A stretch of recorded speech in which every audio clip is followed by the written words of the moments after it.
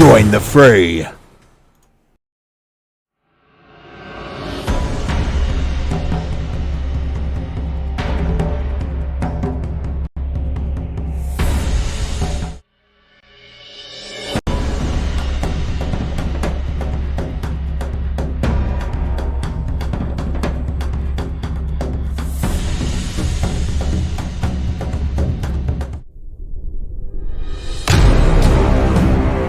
Trollord Games.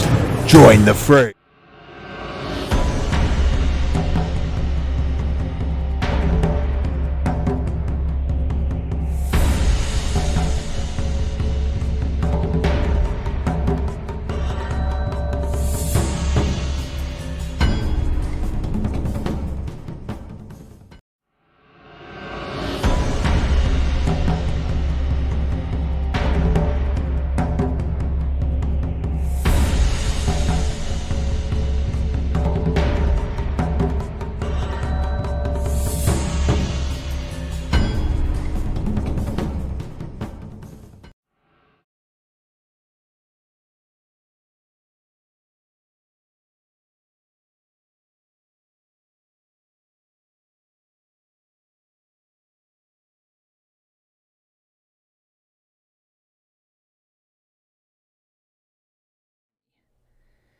All right, let's do that again. Okay, hello everybody. This is Sam Dillon. I am your castle keeper for the evening, and we are playing Castles and Crusades. This is the Pools of Narrheit game, and we are starting session number 9. And I am here with my awesome players who will introduce themselves. Let's start with Chris. Hey, hi everyone, I'm Chris. I am playing Leanise Wollender, who is an Oraalau, so a magic-using elf who's also a fighter. And Alex. Hey guys, I'm Alex. I'll be playing, I think, Bert for a little bit, and then who's a halfling rogue, and then probably bring in my other character, Gillian Flynn, a halfling archer. Excellent. And let's go with George next. Hi, I'm George. I'll be playing Jake Tilldor, Cleric of Durendale. Excellent. Richard. Hi, Richard Clayton. I'll be playing Burnie Cohlm, the erstwhile axe man for the party. And Matt. What's going on, everybody? My name is playing Xenolesmus Faye at the beginning, and then probably bringing in another character later on. And last but not least, Robert. Hi, I'm Robert, playing Rekmit Sourbeard, a Runemark Dwarf, or Dwarven Runemark. I'll keep playing him all the darn game. It takes lots of experience. So for the audience, the ones who are going to switch characters, it's because they are about to level up. And so in this game, we are sending them away while they level up so they can get some training, which means the player has to bring in a new PC. And then the old PC will come back once they have sort of gained the skills they need and spent the money and resources that they are required to spend to level up. So, who wants to do the recap? Dun dun dun. No volunteers. Whoever does it gets extra XP. Yeah, does it entice you to know that I actually give XP for the recap? I'm not sure I've made that explicit at this point. It does, but I'm not clear on the ending of last week, so I need someone to enlighten me. I know, I'm also trying to remember what we did. So we had gone to Half Hill. We ended up by... Let's see, where do we start? Oh, that's right, we got attacked by a bunch of goblins. So we got, on our way to Half Hill, we got attacked by a bunch of goblins. And managed to get past them, see another lot set up. We get to Half Hill and tell the mayor all about the goblin threat, but he's not interested at all. And we also met the interesting barmaid, Aihrde, who said she'd go off and find a herbalist, and we discover that when the herbalist arrives, several hours later, it is Aihrde dressed up as a herbalist with twigs and all over her clothes and new set of clothes and acting like she's somebody different. We sold a bunch of the weapons we got to the captain of the guard. For And- practically nothing. Right, we kind of gave them away so they could protect themselves against the goblins. Not that they seemed particularly interested. Although she was quite cognizant of the threat. And then I believe we made our way, or were about to make our way, to Indelofen. I think we took out another group of goblins. We found kind of the main encampment. Oh, of we goblins. did. That's right. We took out another group. We had to rescue our donkey. That's the whole point. We need the donkey. We rescued the donkey. That's right.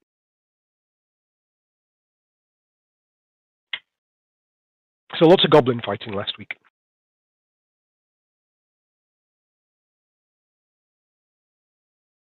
And when we... Oh, no, that's right. We were heading back to Indelofen, and we took over the goblin camp, basically.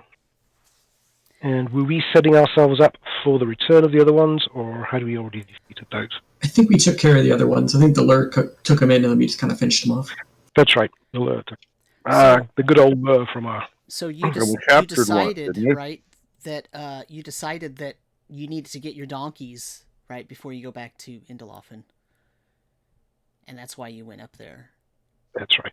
And you ran across some goblins on the way there, and you ended up following them up, or you followed their footprints, rather, up into the hills, and you found a clearing where they were setting up a big bonfire, and then you found that one of the goblins was a little bit different. That's right. There was an eldritch goblin in there who was rather nasty. But we did defeat him, eventually.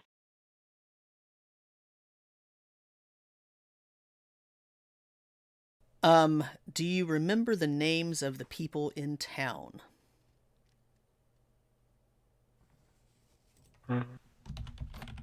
Which town? In Half Hill.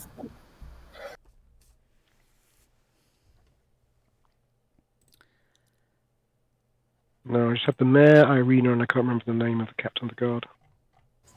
There was the innkeeper, too, and I don't remember his name either. Lori Lovefeet was the captain of the guard. Rodan / Irina. I believe, let's see, Solo of the Solo's Tavern. I have no idea who the mayor was. The mayor was Cormano Bramblebaker.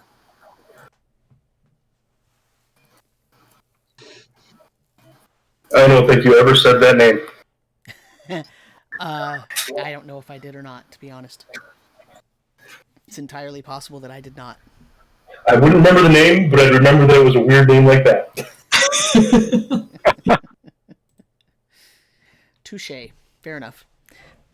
Okay, so that's a pretty good recap. What happened at the end of the goblin battle? So you destroyed the first group of goblins, and then you waited in ambush for the second group to come in, and one of them led one of your mule in, right?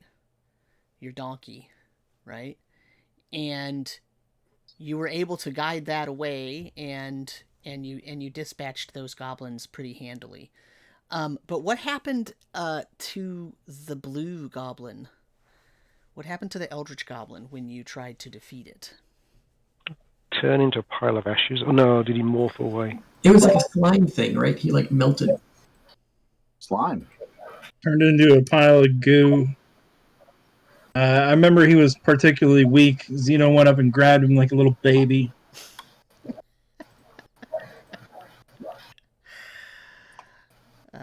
Okay. The Fey Vampire faded away. I'll be back for the Fey realm. I don't know what happened to Eldritch Goblin. Something about goo sounded right, but I don't know if that was that one. Yeah. Yeah, as I was grabbing him, he kind of disintegrated and turned all icky under my hands. Turned into a pile of goo, and then I threw the holy water on him, and he started boiling and evaporating. Yeah. and then that was the end of that. So, okay, so right now you have just defeated the other group, right? And you now have your donkey, And what are you going to do? I think we're heading back to We're Indelofen. gonna head back to. Didn't we have a captive goblin? Yes, you do. We do. We're taken back to prove the point about the goblins raiding and being in the area. You're going to take him to Indelofen or to Half Hill? Oh, we said Indelofen to make them realize that they're here. Yeah, Yeah. that's a good My grandpappy always told me goblins traveled better dead than alive.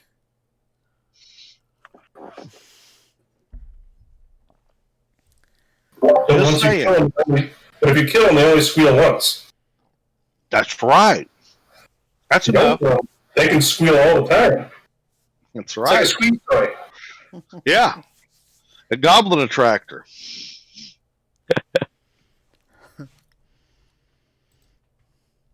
So I guess the question is, are you going to interrogate him, or are you just going to bind him up and carry him back to Indelofen and give him to the Baron? I'm going to ask him a couple questions. Yeah, I mean, while we got him right here, I'm going to ask him, what are you doing in this area, creature? Filth.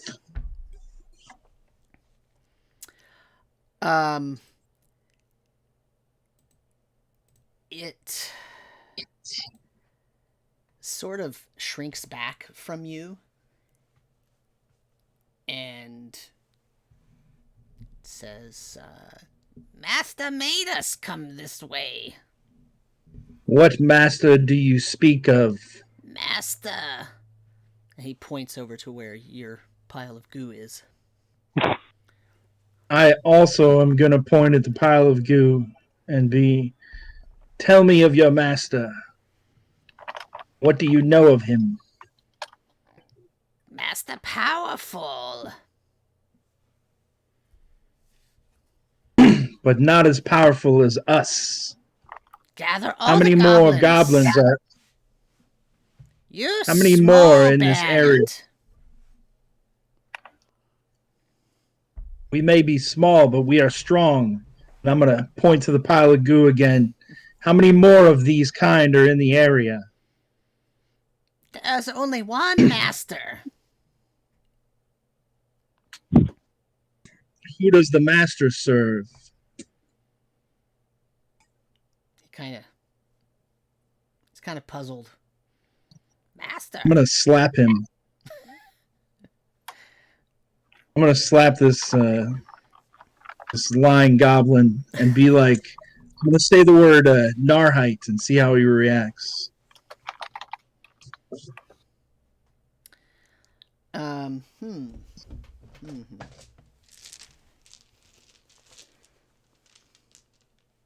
You just say the word, you don't say anything else special? No, not in a sentence, in other words? That's it. Just the word. I just want to gauge his reaction. I'm going to stare right into his eyes to see if there's fear or any kind of knowledge. Surprise. You see surprise. He says, You know, master? Ooh. I'm going to turn my back on this creature after slapping him once more and look at Jake and say, he's all yours.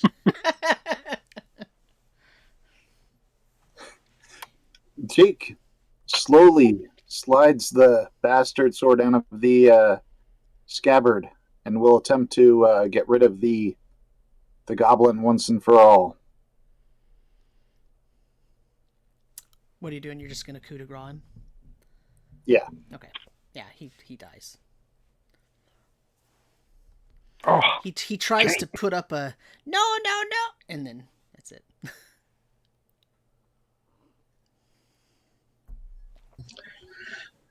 Yeah, so since we have time, I'll collect some ears of the goblins that we've killed. So we have some proof. This concerns me. I suspect that this Eldritch Goblin was working under the auspices of some kind of Narrheit religion, cult. This is very concerning. I think we already got a bag full of heads.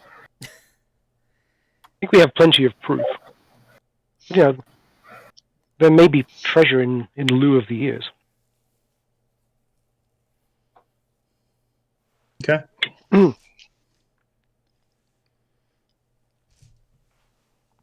So I think we determined last time that every goblin had a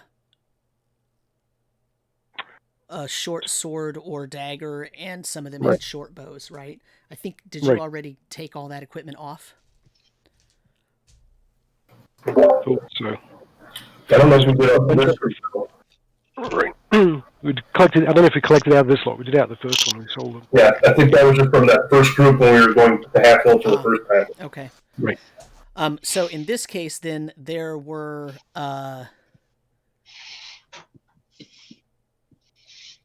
I believe there were 9 in the first group and then 7 in the second. Is that correct? That's what my count is. Wait. Sounds about right. 16, yeah. I think there were 20 total. That's entirely oh yeah, 11 in the first group, 9 in the second. Not 9 and 7. So I'm just looking at my other notes here. So 20 short swords. Yeah, so 20 short swords, 7 short bows, 10 daggers.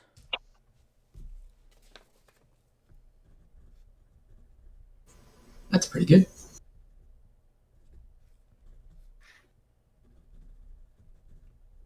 All right.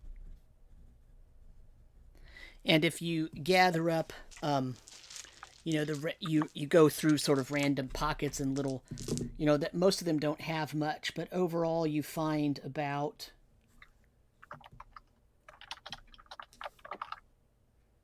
42 copper pieces. Oh, that sounds about the same number as we sold those other. Somebody sold those other things to town. Ooh, 7 copper pieces each. Okay, it was the principle of it, right? It wasn't about the money. It was all about helping defeat the goblins and defending the halfling. Okay, the swords are worth a lot of money and everything. Could actually utilize it for metal. It's a tax write-off.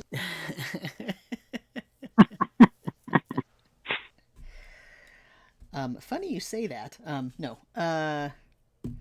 So you're gonna head down to Indelofen? I think that's Yes. the plan, yep. So With our donkey. actually, why don't you? Who's going through pockets? Let's ask that. Bert will definitely be going through pockets. Yeah. Okay. Yeah, at some point, Leanise will be. Whoever's not going through pockets is probably being a lookout. So go ahead and roll me a Wisdom Siege check, please. Yeah. Whoever's got that for primary, you should be our lookouts. He's too interested in what's in the pockets. I got a 17 prime. Burnie, I got a 5 prime. Burnie, you see the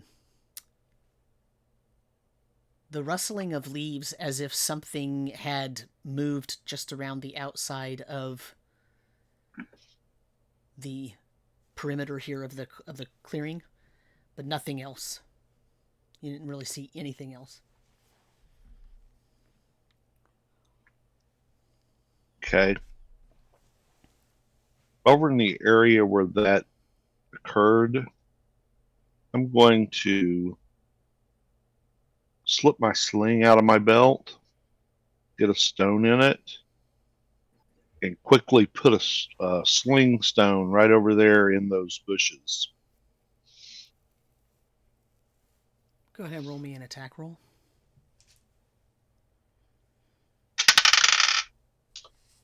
Let me see. That would be a 12. Your sling just goes into the bushes. Nothing else happens. Okay. Okay. I'll continue to watch and kind of keep an eye in that general direction. Burnie, why are you attacking bushes? I thought I saw something moving in it. Figured if it was a critter that would chase them out. Sure wasn't wind? Could have been. Again, but if there was something over there, a bullet sling stone flying through there would probably get a reaction.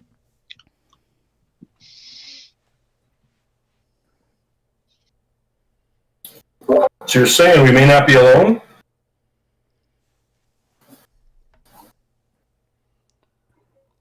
We may not be. I haven't seen anything that said we aren't alone. How many more freaking goblins we're going to deal with?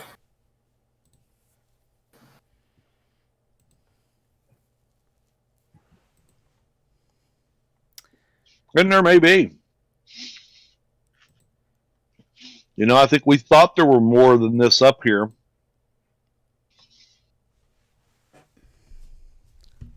We thought there were a little over 20, and we found a little under 20. Yeah, I think they still be a couple kicking around. Yeah. Well, we probably should perhaps finish up what we're doing here.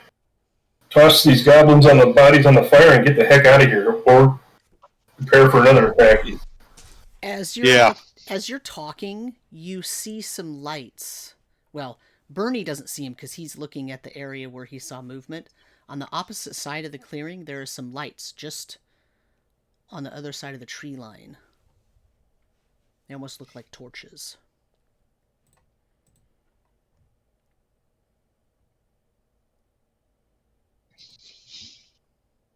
Okay, who else sees this? Everyone but Burnie and the people Okay. rifling through the... So where did Burnie shoot to? It's like the east or west? Oh, right over there. What do you see? Here, let me mark it on the map here. Just so I have an idea. Yep. So let's put some. Let's make it blue. So Burnie shot like over in this area right here, and you're seeing the lights over here.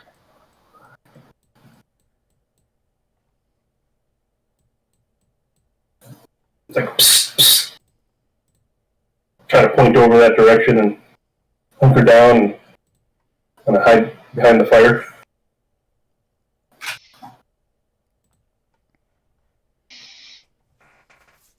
Well, I'll kind of glance over where he's looking and see what I see. Or where he's pointing. Anybody who takes a closer look can roll me a wisdom check. So this has been a general conversation at this point, right? So it all been kind of known about? Yeah, I mean, it doesn't seem like they were whispering, so... That's an 11 prime. Rekmit's busy gazing into the fire. That is a grand total of... it's wisdom, so it's a secondary anyway. So a grand total of 7. No, 8. Bonus. The lights seem to just float there for a moment. Burnie, you feel a tap on your left shoulder. Okay. I'm going to turn around and look at it. Look at where I felt the tap. As you turn, you feel a tap. Hello there. You feel a tap on your right knee behind you. I'm going to look down behind my right leg. You see Hello there, my friend. a gnome. Like, Burnie, why are you dancing over there with a gnome? Because it's fun to dance with gnomes. Hey! So behind Are you sure it's not a goblin in disguise? Maybe you should hit it with your axe just to be sure. Oh, okay. That's the test. behind you is a small gnome. Hello, my name is Bestripholme Morningdawn, but everybody calls me Trip. I saw what 'Cause you you did to tripped those people, goblins, huh? and I was very impressed. Well, you were firing rocks at me. I had to get your attention somewhere else so I can properly introduce myself. I saw what you did to the goblins, though, and quite concerned that they're in this area, especially the blue-skinned one. It was very impressive how you took care of them. Well, I'm glad you were impressed. What brings you out to this area? Well, I'm looking for, as you can see by my garb, he's wearing studded leather, but with like brown, earthly tones underneath. I am a druid of some renown in this area, and I was inspecting the forest. I've had a sense, a feeling, a whisper in the winds, if you will. The creatures are talking that evil is afoot in this area, and it's my duty as a primal druid to come see what I can do to help out the forest. I've never heard of a morning dew. Can't be that renowned. Morning dawn, my friend. Morning dew. Those gnomes are such blowhards. I can't stand them. Yeah, I haven't heard of the dust crown gnomes either. Well, we don't want to talk about them. But Morningdawn, Bestripholme, Morningdawn, at your service. I was just on my way to Indelofen. Where are you headed? Well, we're headed next, I do believe. If you like, you can join us. I would love that. Thank you. Do you have anything to eat?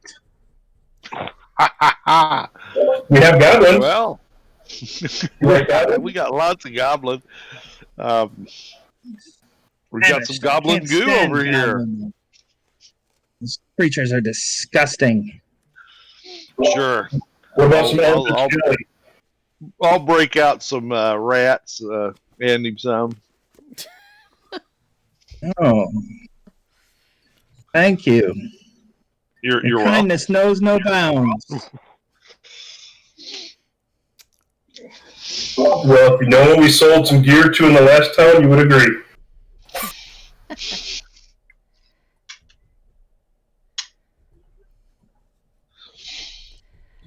So Jake, this is now the second druid that you have come into contact with in a day and a half. That seems kind of sketchy. Oh, that's right. How do I know that you're a druid? Well, didn't you notice wearing the brown, he lights said he's a behind you? druid.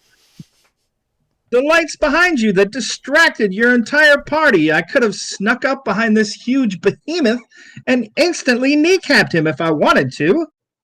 I mean, it was so easy to distract you. I'm surprised a little bit that you got the jump on that blue-skinned heathen.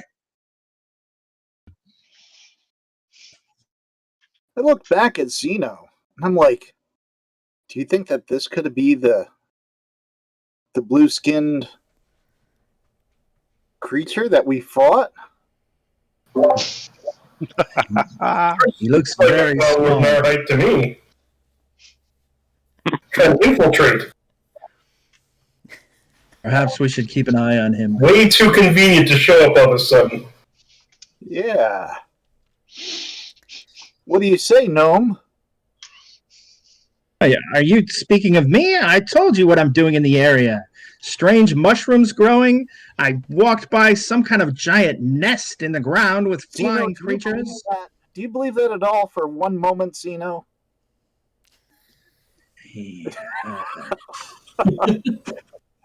Perhaps we should keep an eye on him. We're going to be horrible for remembering new characters, I can already tell. Awesome. We're awful.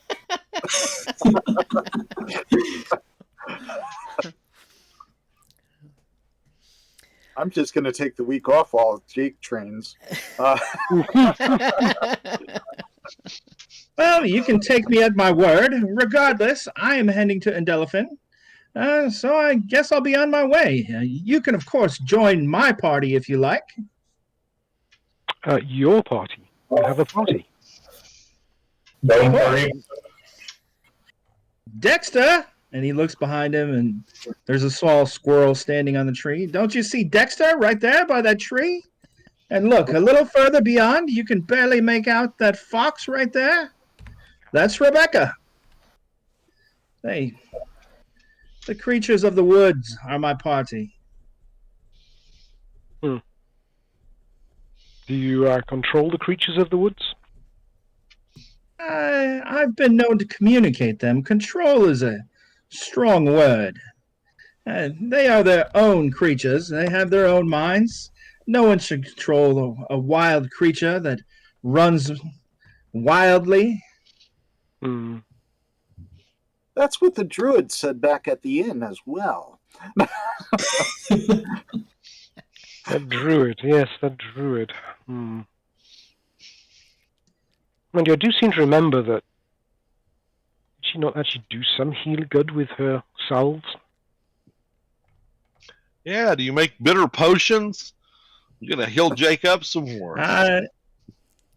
Alas, I don't have the ability to make potions, but I'm quite proficient in the identification of various plants and herbs and poultices. Do you have someone in need of healing? The person over there who seems to have leaves and sticks all over him? Is he impersonating a tree?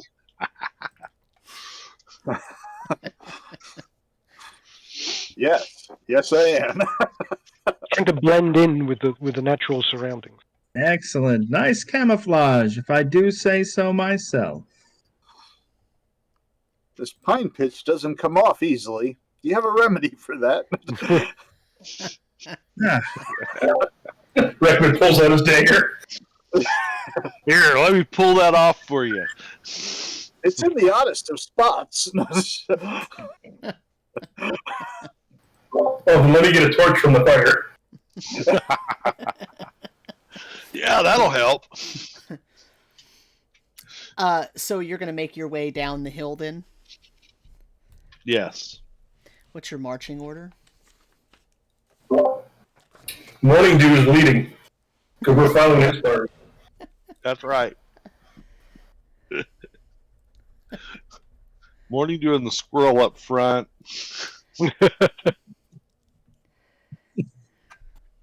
Thank you, Burnie. Of course, these woods are like my second home. I don't mind going first at all.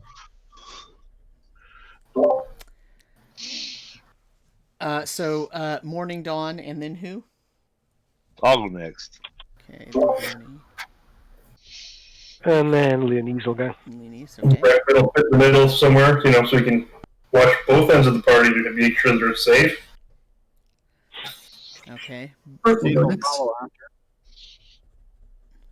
So who's in the back? Zeno, Bert, or Jake? Bert will go in back. Jake can't go in the back. That last time he got ambushed. No. So did Bert. Yeah, that's true. You didn't get hurt, Bert. Yours fine. Jake's over Not as much. daggers into himself. I guess Zeno and Bert will walk side by side in the back. Okay. All right.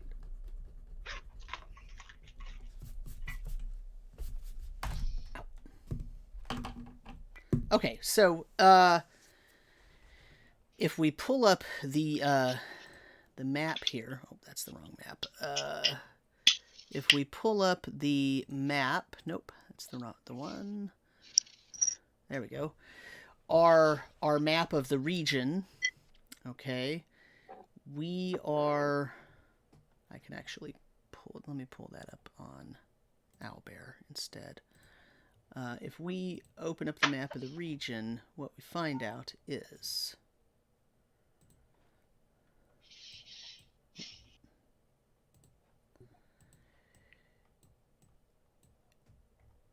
so you were right around here. Okay. So you're still quite a ways from Indelofen. All right. Yeah, but it's mainly downhill from here. Sure. So, what kind of a route would you like to take, I guess, is what I'm asking. Are you going to try to go back through the mushroom forest, or are you just going to skirt the edge of this wood and go south till you hit the road? So we're going to go southeast until we hit the road. I'm trying to draw a line. It's just not working. Yeah, this thing retaliates sometimes. I got a dot. So you're gonna do kind of like this. Yeah. Yeah. Yeah. So I find the darn line thing. Okay. That works.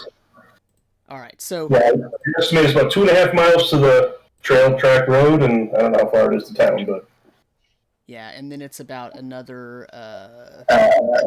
Another 4 miles or so. Yeah, it's about 3.5, 4 miles from there. So you're talking about a good 6 mile trek here. So that's not going to take you all that long, right? But it's going to take you a while, because you're going to move at the pace of the slowest person. Oh, the gnome Yeah. and the halfling. no, it's Jake. It is. The donkey's probably moving faster. I'm holding fast to the donkey to keep up. Yeah. Over, donkey. So it's going to be about 5-6 hours before you get back. Now, once you get on the road, you're going to move a lot faster because you're presuming it's going to be safer. But you also know that you hit or found. I guess you didn't hit. You found some goblins last time you were, traveling on the road. So, or near the road, because you were up. That was in the wilderness beyond Half Hill. We're not worried down here. Yeah. Yeah, it's really safe, I promise. Sure. Nothing could go wrong. Nothing could go wrong.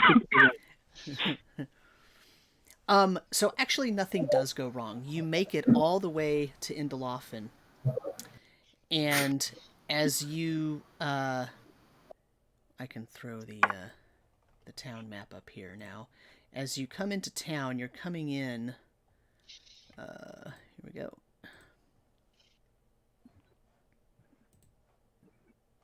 Maybe not. There it goes. So as you come into town, you're coming in. I guess I'm asking how you're going to come into town, because the road. I probably shouldn't have taken us off that map so soon, but the road comes in. And it comes down like this, yeah, and it comes down from the side. So unless you try to cross the river, that's how you're coming in. Is that what everybody is assuming? Okay. Yeah.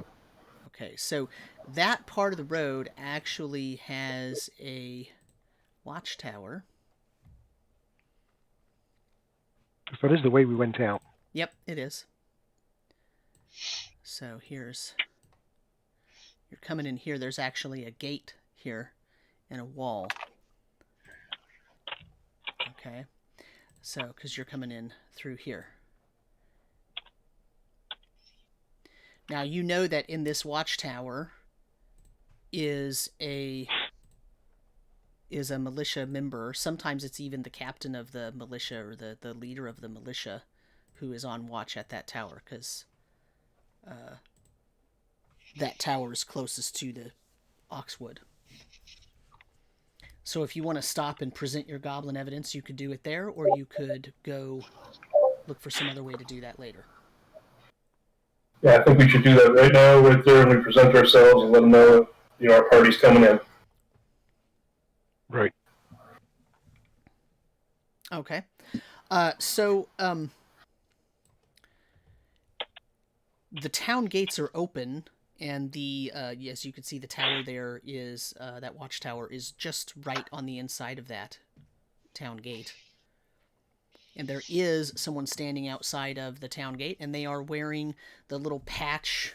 They're wearing a tunic over some sort of chintzy leather armor, and they have a little patch on their shoulder. And if you've been in town any length of time, which I think a couple of you have... Yeah. You know that this person is Durendale, the captain of the militia. Durendale. Durendale.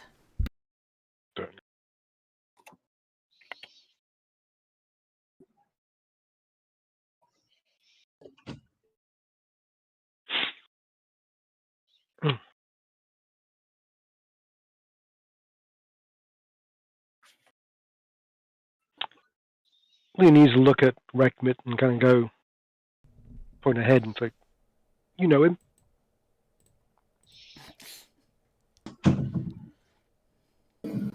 I'll go up and say, "Hey, Durendale, how's it going?" Hey, Coming back. Rekmit. Little expedition we were doing out in the mushroom area. Oh, you went up to the foretop, huh? We were up in that area. Ran into all kinds of weird stuff. You guys notice any goblin activity going around lately near the town? Not really. I mean, you know, those little buggers are always all over, but... So, hey guys, whoever got all the goblin stuff, bring it up here so Durendale can see it. Because we I'll bring up the bag of heads and dump them out. Right at his feet. We found a small party north of Half Hill. We found this right up in the Foretop Hills. Only about 6 miles from here. There are about 20 of these guys. Some Is going to strange leader.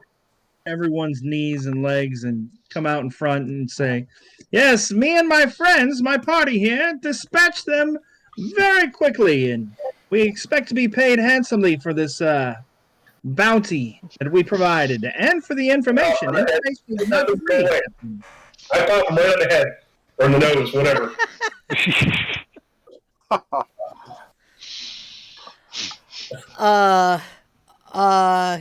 I think maybe you should pick these heads up and bring them inside. I don't think the townsfolk want to see these. Come on, and he kind of picks one up. Oh, they're dead. They ain't gonna do anything to you. Hey, Stream Dude, keep it down for right now. Wait until you're fully with us. You just joined us to get back to town so far. Just remember, it's easier for you to bop me on the head, but it's easier for me to bop you somewhere else. So don't touch my head again, please. Well, then just pipe down a little there, you little guy. What color gnome is he? What's your skin shading like? I hadn't thought about it yet. Okay.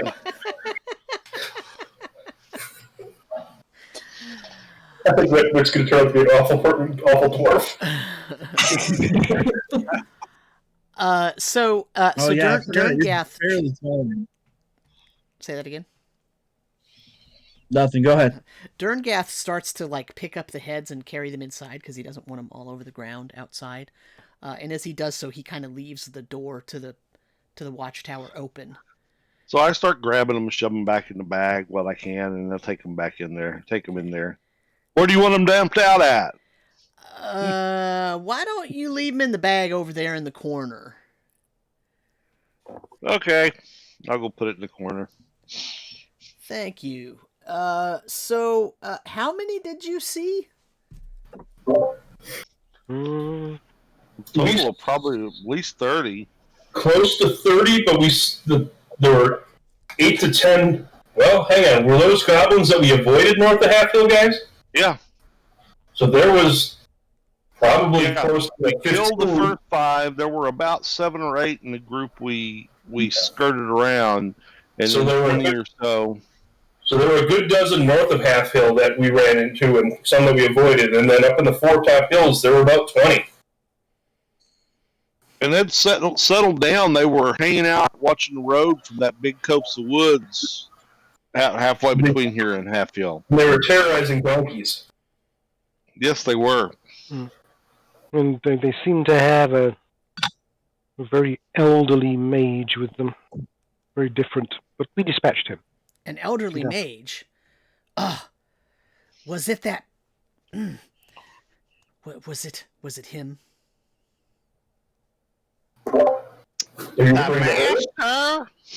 No, Horace, you know. No. Horace. We haven't run into Horace yet. But if we do you want us to bring back alive if we can? We've been looking for him for weeks now, that bastard. Word is he took some people out of the monastery up there, out of the cathedral, you know. Out of Ealor's people, you know, he took them.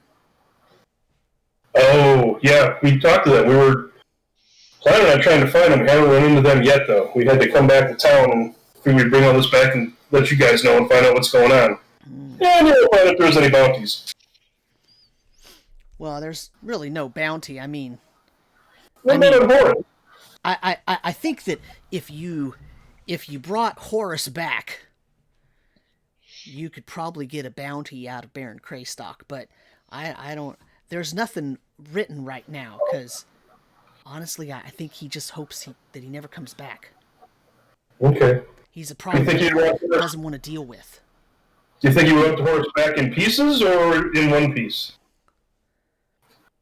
I think he'd be okay. He'd be okay if we never heard from Horus again and had proof of it. Okay, that's good to know. We may be able to help I with don't think that's a good thing. I think that's wrong. Hey, look. I'm just saying. No, that's wrong. I think that's right what the and Baron wants, right? He doesn't want to have to advertise that he wants this person gone and he'll pay for it. But horrible. And you support this man? Is that what you're doing? Jake, it's okay. Calm down, Jake. Just like killing goblins, dude. They want him dead. Let's kill him and get the money. Leanise kind of looks at Jake and goes, "Really? You're the one who just killed that mercer, that goblin who was tied up. It's evil. Well, so's this mage. He's bringing people to life. Well, if necromancy. If the captain here wants him dead too, that's evil, isn't it? No, he's protecting. We got a lot of people here. I didn't say me. I just said the Baron. And if you're suggesting that I shouldn't support the Baron, who is your allegiance to? Durendale. Jake. I'm sorry, Durendale. He's one of those Durendale zealots. He's allegiance to the divine entity and not to our Baron, but he does follow the Baron. He's from a village, small little hamlet way out in the middle of nowhere. He's kind of a rude when it comes to this big town atmosphere. Just excuse him and just don't worry about it. I'll make sure he's quiet in town about politics because that's not his forte. He got roughed up a little bit by a turkey raptor, so he's just a little off of sorts right now. You don't know what that turkey raptor did to me. No, I think we saw you thought it was Durendale and tried to bring it right into you. And then there was this druid. Not that one, the other one. That was horrible as well. Yeah, I recommend you don't talk bad about the Baron. We'll do our best, sir. I think he's a little stressed right now. He's had a rough trip. He really had. Oh, Jake has just had it rough. Jake had a really rough time the last week. Took too much. Bad trip. Okay, so what do you want me to do with these goblins? You want me to go ask the Baron if he'll give you money for them? Yeah. Yeah, money sounds good. Never goes wrong. I would just say, if there's a bounty, great. If there's not, we're just glad to help serve the town and the goodwill. Jake, be quiet. You're ruining our chance here. We definitely want the bounty. I mean, go kick him in the shins a little bit. Light him up. I can't guarantee a bounty. That's okay. We understand. It's just a pleasure to serve.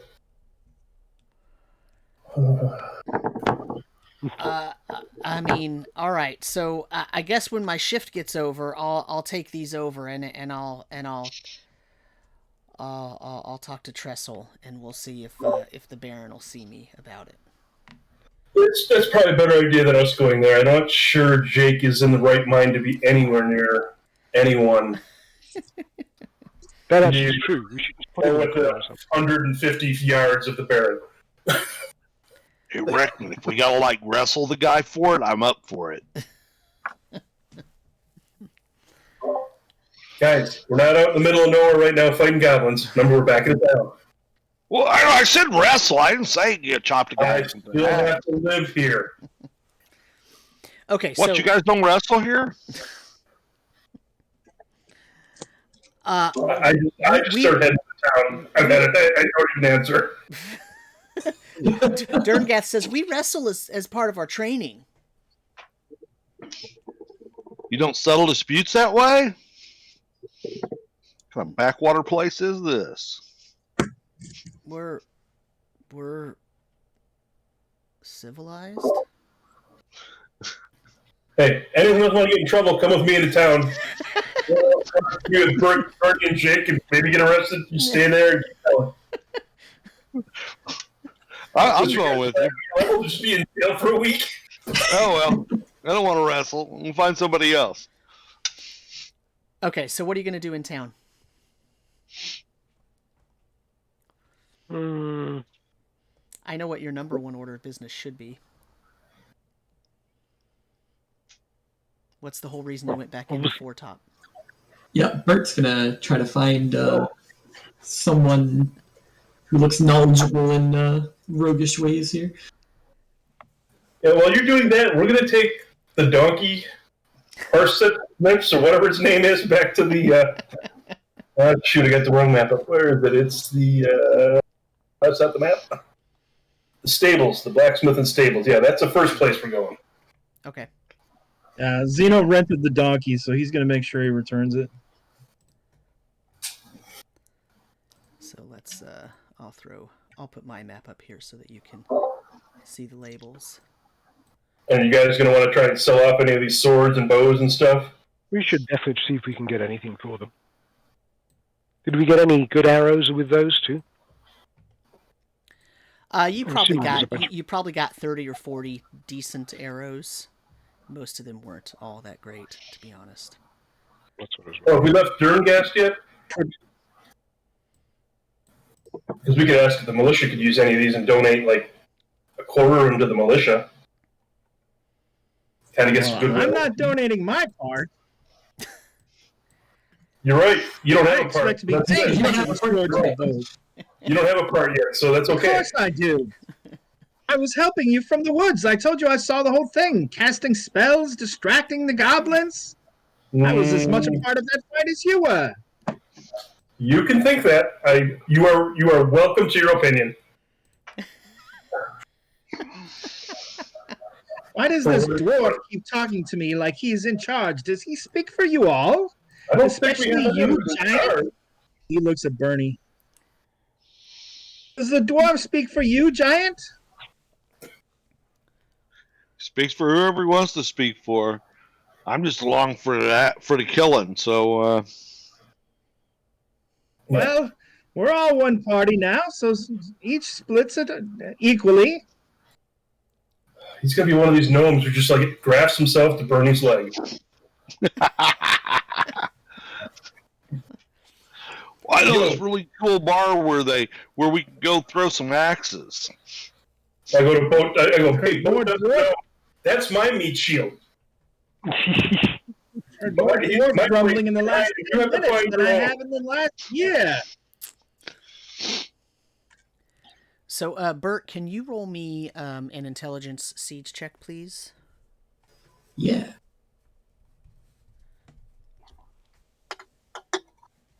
That'd be a 15 total.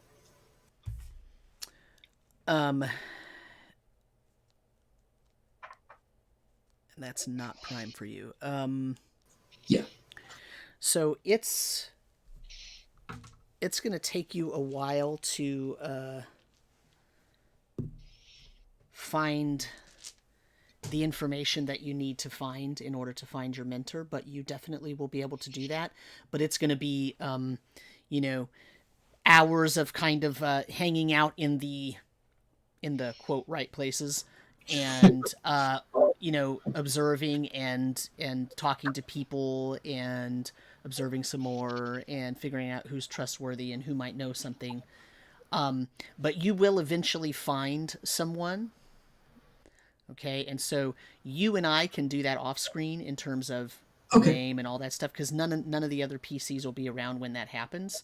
But the question I have for you is, are you going to are you going to tell anybody that you're going to be away for a while, or how are you going to deal with the party in terms of that?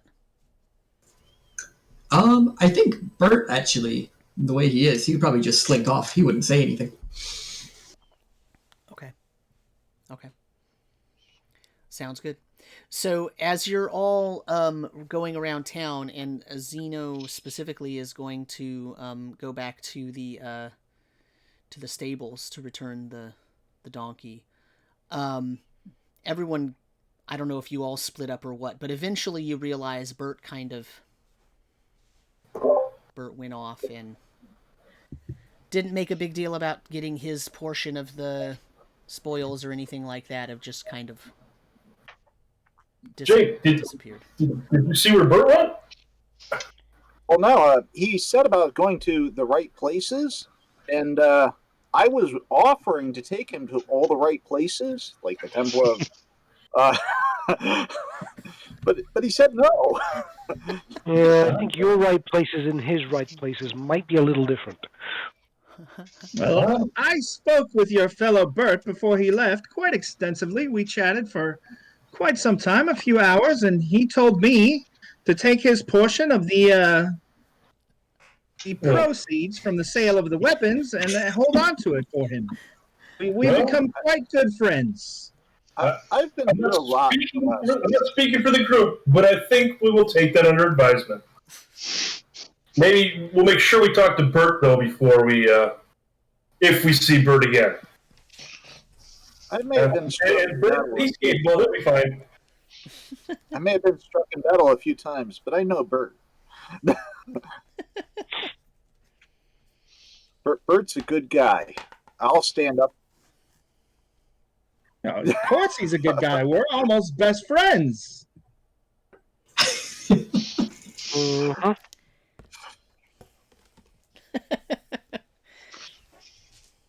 What some people will do for 7 copper pieces. So Zeno, you return the donkey. Is there anything else you want to do at the stables? Shopkeeper, thank you for the loan of your pack animal, and as you can see, it is returned unharmed and in better condition, having worked very well for us. Thank you very much. Thank you. Anytime that you would like to rent a donkey, feel free to. And as he goes to like pet the donkey, it kind of like shies away, like it's afraid, and he goes, "Oh, anyway, maybe she's just hungry," and he kind of leads her away to lead her to the. Can't help it. Drew attached to us. That magic night, Zeno, the donkey, the full moon. No. Then Zeno is going to gather the rest of the group, and I'm sorry, my friends. I have become lost without a god to follow, and I promised that this pilgrimage was to find more out about different gods. I have learned of Durendale and his sometimes overzealous impulses. But I must take time away from you to discover new gods, to see which path I choose to follow. I will meet again with you soon. Well, it's been a pleasure. But now I must take my leave. It's been a pleasure. Cohlm be with you.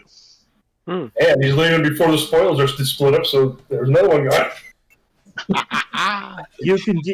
You can give my share to the little fellow. We'll make sure that Bert gets it. The littler fellow.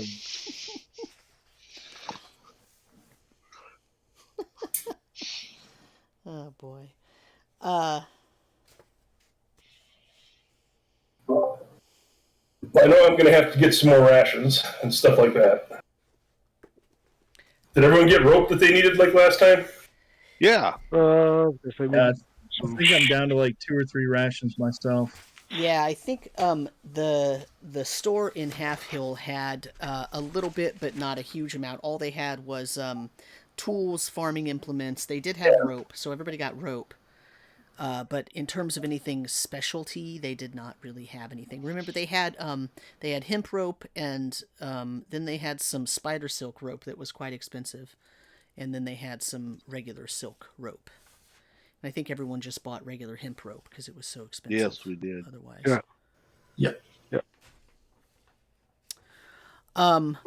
So how much can we sell these weapons for? So,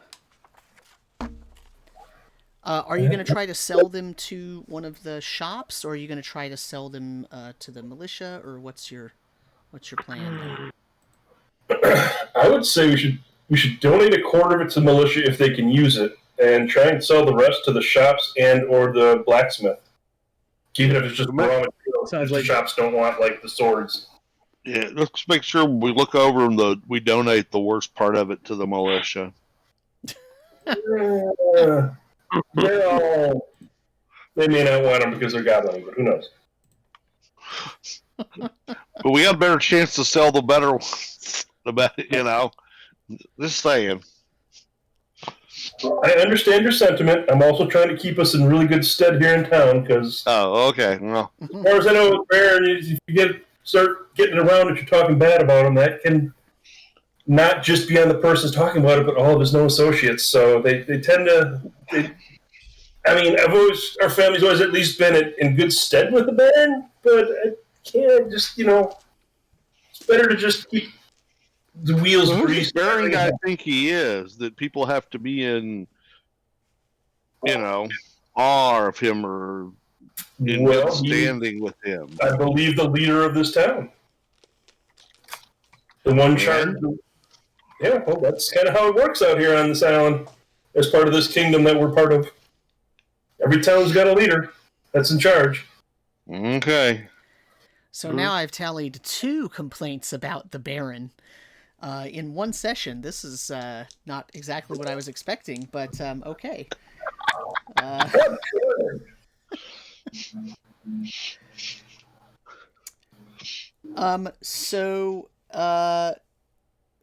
So you're gonna donate some portion of it to the militia. What portion are you donating? A quarter of it. A quarter? If they want it, I don't know if they want the swords, the short bows and arrows and stuff, but if they want it, then we donate a quarter of it. That should at least gain us some goodwill back. They'll take whatever you donate, but everybody has to be in agreement about the donation. Right. I'm fine with that. Yeah, I think it's a good move. Yeah, not a problem. Sounds good. So that leaves 15 short swords and 5 short bows and 7 daggers that you're going to sell. Take them to the best shop. And I assure you guys, us donating stuff to militia, that'll get back to the Baron in some form or way, and it may, not saying it will help, but it definitely can't hurt. Just like donating to the abbeys and stuff. And trust me, I know that anyone wants to hold on to any wealth I can. I come from cabbage farmers, and doing the stuff I do is very expensive if you want to start doing alchemy. So, Rekmit, which is the best store to go to? Probably, if we want to sell the swords and daggers, the best would be to go to Leuven's General Supplies, I suspect.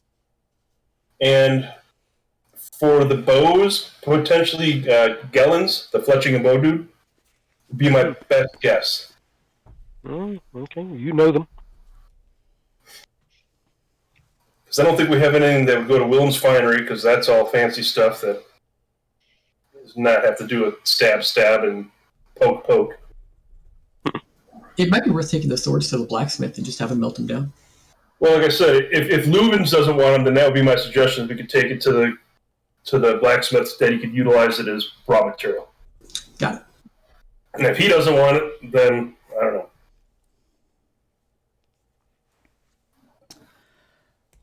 Okay, so you're going to take it to Leuven's? Yeah, we go to Leuven's and Gillian's, try and sell the swords and daggers there, and like the bows and arrows to gallons if no one needs arrows. Okay. So here's me as the CK asking a question. Do you want to role play this, or you just want me to tell you what they offer you? I'm all for offer. Yeah. Yeah. Yeah. Okay. They offer you 250 gold.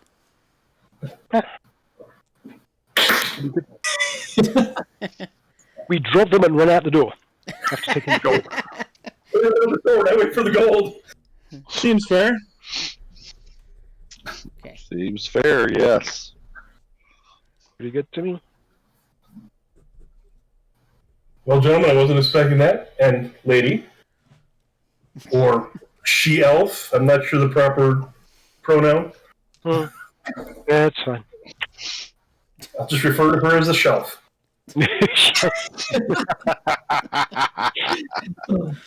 Oh, no. Okay, so what next? Hey, we have money. Yeah. How many of us are That was left? provided up. So, Bert is not with you, and Zeno is not with you, but you now have Trip with you. And Alex has another character that's going to be introduced before you leave town again, so... So, do any of these places in town, Rekmit, any of these places put money away for you? Ooh. Yes.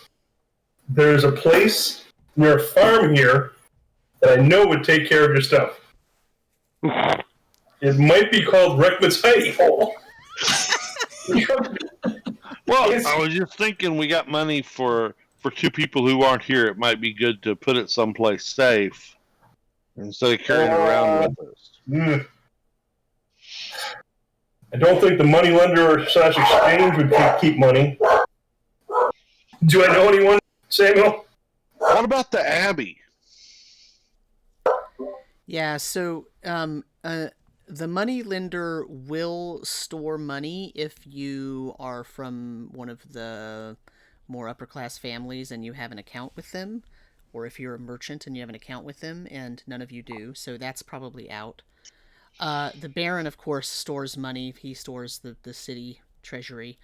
The St. Ealor's, or not St. Ealor's, the Abbey of Ealor does have a treasury, but it's not really for people to store gold. Okay. The majority of people here are not so wealthy that they would even have much, and the businesses either bank with the money lender or they have their own way of storing.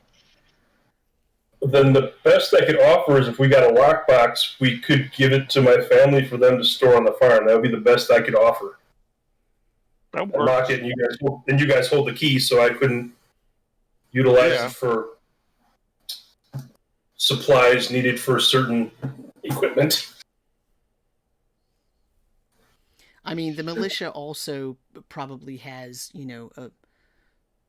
places where they store things, but, none of you are militia members, so. Yeah. Maybe once we donate enough to them, they'll let us. I mean, probably if you asked Durngath, he would say he would store it, but, I'm not sure how trustworthy you all think of them as at this point. Yeah. I don't know if we have our reputation enough that they wouldn't mess with us. The only other thing we could do is basically exchange the money up to this platinum if we can, and that it wouldn't take up as much space, and either hold it for them or, once again, get it into like a lockbox and somewhere safe. Well, we can see what we have left after we've bought any supplies we need. That is fair. I mean, we should replenish the group's supplies because everything was utilized as part of the group. So we definitely want to get bandages, torches, and rations. Mm-hmm. Okay. Does anyone else need anything else? So how much are we getting a piece? You got 41 gold, 6 silver, 6 copper. Basically, 7 copper, I guess. Plus, you got the 42 copper pieces and the from the. So it's an extra 7 copper. Right. So, For the original character set. Right. 41 gold. 6 silver. 6 silver, 7 copper, basically.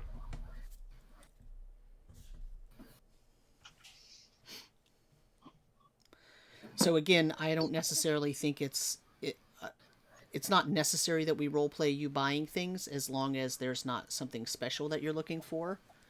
And in general, right now, you can buy anything in the Player's Handbook or Adventurer's Backpack, and it's at a 13% markup.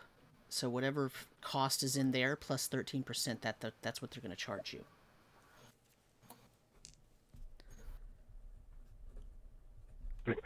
I'm going to go to the Temple of St. Luther. I'll be back. I need to get my books. Yep. And donate 10 gold pieces Okay. for all their healing and the use of their 3 acolytes, to further the good in the area. Okay. I'm going to ask about Horus as well. If they know anything, if he,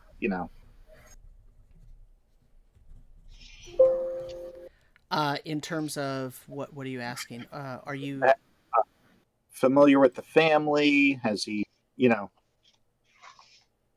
was he popular in town? Do they have any opinion of him?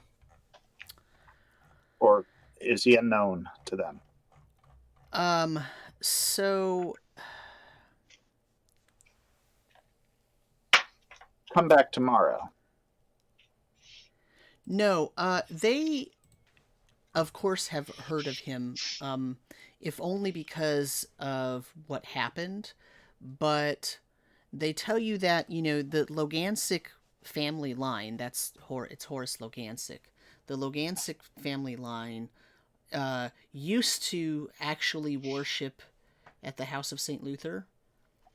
And then they sort of started, their family sort of split, and Horus started taking himself and his male children over to the Abbey of Ealor.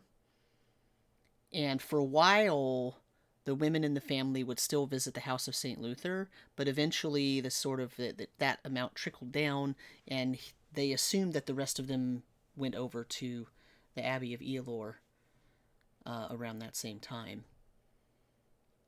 So, yeah, they don't really know much about it. The Logancic family was not a supremely wealthy family. They were trying to build up a business, and it just never seemed to work. They tried to be fishermen, then they tried to buy and sell goods through storing things and then selling them, and they just weren't very good at their endeavors. They tried to have 2 or 3 businesses in the past 10 years, and they all seemed to fail miserably. And somehow the family always had money to fall back on, but after Horus was caught in the graveyard, the whole family left. He was chased out of town, and the whole family left pretty much the very next day, and no one has seen them since. And I'm sorry, how long ago was that again? He was caught, what was it, 2 weeks ago? I need to look it up. I don't want to tell you the wrong thing. I can't remember the exact time. I think it was 2 weeks before we met, so I don't know how long Yeah, I was we've going to say, been. it was a while before we arrived, right? A little while. But it might have been close to 3 weeks now. How long have we been together? It's been at least Let me look here. 5 to 7 days. Yeah. Say about a week, yeah. And different question. Do they still have? What happened to their home in town? There we go. That is a good question. Hold on one second. Okay. Okay. their home, they actually lived in one of these tenement buildings. Their house that they used to have, they sold because they couldn't afford it. And they used to live in, see these tenement buildings over here in the southern area of town. Those are sort of run-down apartments almost. Kind of like apartments. I mean, there's no such thing back then as apartments, right? But it's kind of like that. That's the idea of them. They're basically like flop houses for poor people.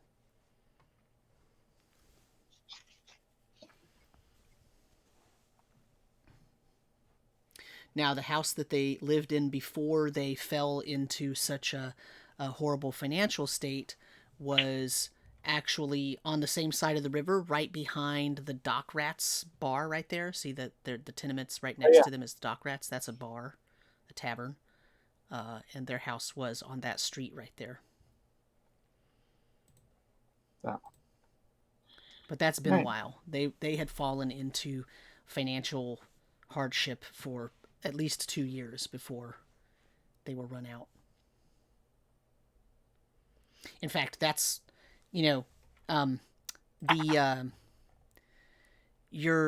Alistair, your contact at the House of St. Luther, he thinks that part of the reason that they started going over to Ealor was that at St. Luther, everybody who worships at St. Luther donates money, and they're sort of a slightly different socioeconomic scale.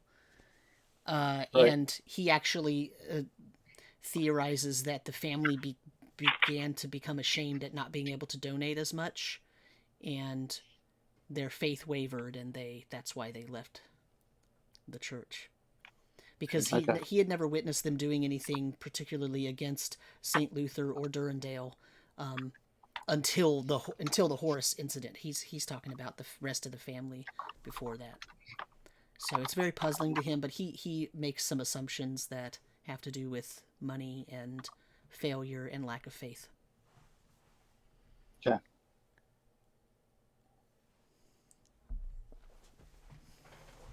So not a ton of good information, but a little bit. Right, but it rules out looking at the house for their prior residence. Right. Right.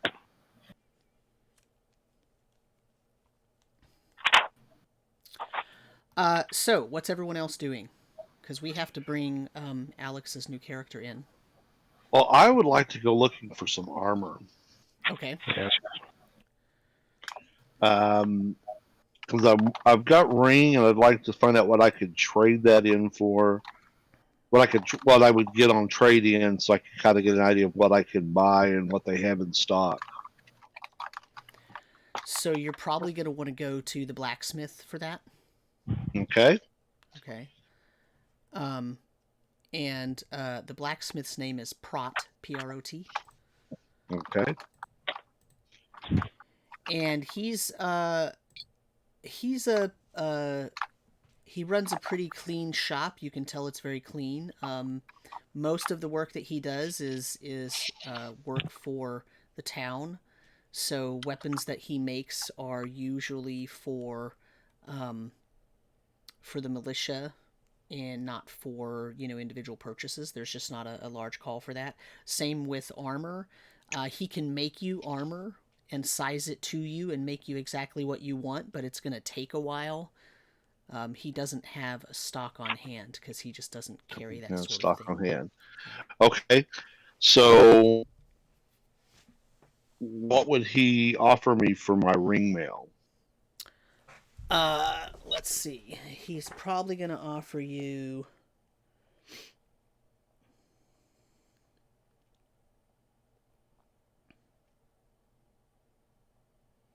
So if you want to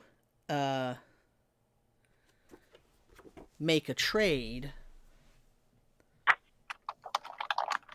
he'll make a... I mean, it sort of depends on what you want, right? What kind of armor are you looking for?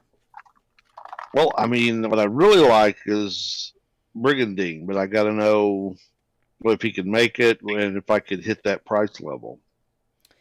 Yeah, he can make it. And you're probably, if you trade in after, he's kind of looking at the condition of your ring mail that you're wearing right now.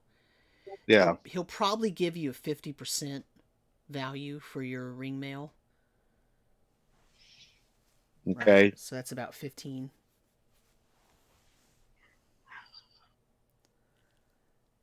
And then he's going to charge you pretty standard fees, right? So 85, but plus 10 or 15% depends on, how specialized it ends up being. Okay. So you're What's probably he wanting? talking What about would needing 60 gold, probably. what would he need down to do it? It depends on how quick you want it. If you're just going to wait for him to finish it, which is probably going to be at least 2 weeks, maybe 3, then you don't have to put anything down. If you want it rushed, then you're going to put something down because it means he has to prioritize it and put off some of his other projects. Yeah, that's fine. Okay.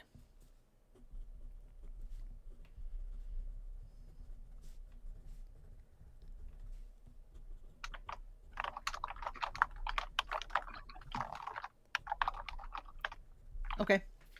So he shakes your hand. I mean, that's all. He doesn't need to write anything down. Okay, I like that. That's yeah, down my alley. He pulls out like a weird measuring stick kind of thing, and he does a few measurements. And he takes a little sharp little mini pickaxe almost, and he kind of knocks some information into a piece of wood, and he just puts it down. He says, "Okay, that's all I need. I'll start working on it. Give me about 2 or 3 weeks, and come back, and then I'll size it for you, and I'll be able to adjust it." Okay, great. Thank you. Okay. Anything else? Well, Leanise is kind of looking. She realizes there's no elven armors around here, so metal armor's out, but maybe some boiled leather armor might be available instead of her hide. Yeah, so you could probably find that maybe at either Leuven's or at Willem's Finery. Okay, so she's going to go wander around the stores, see what she can find.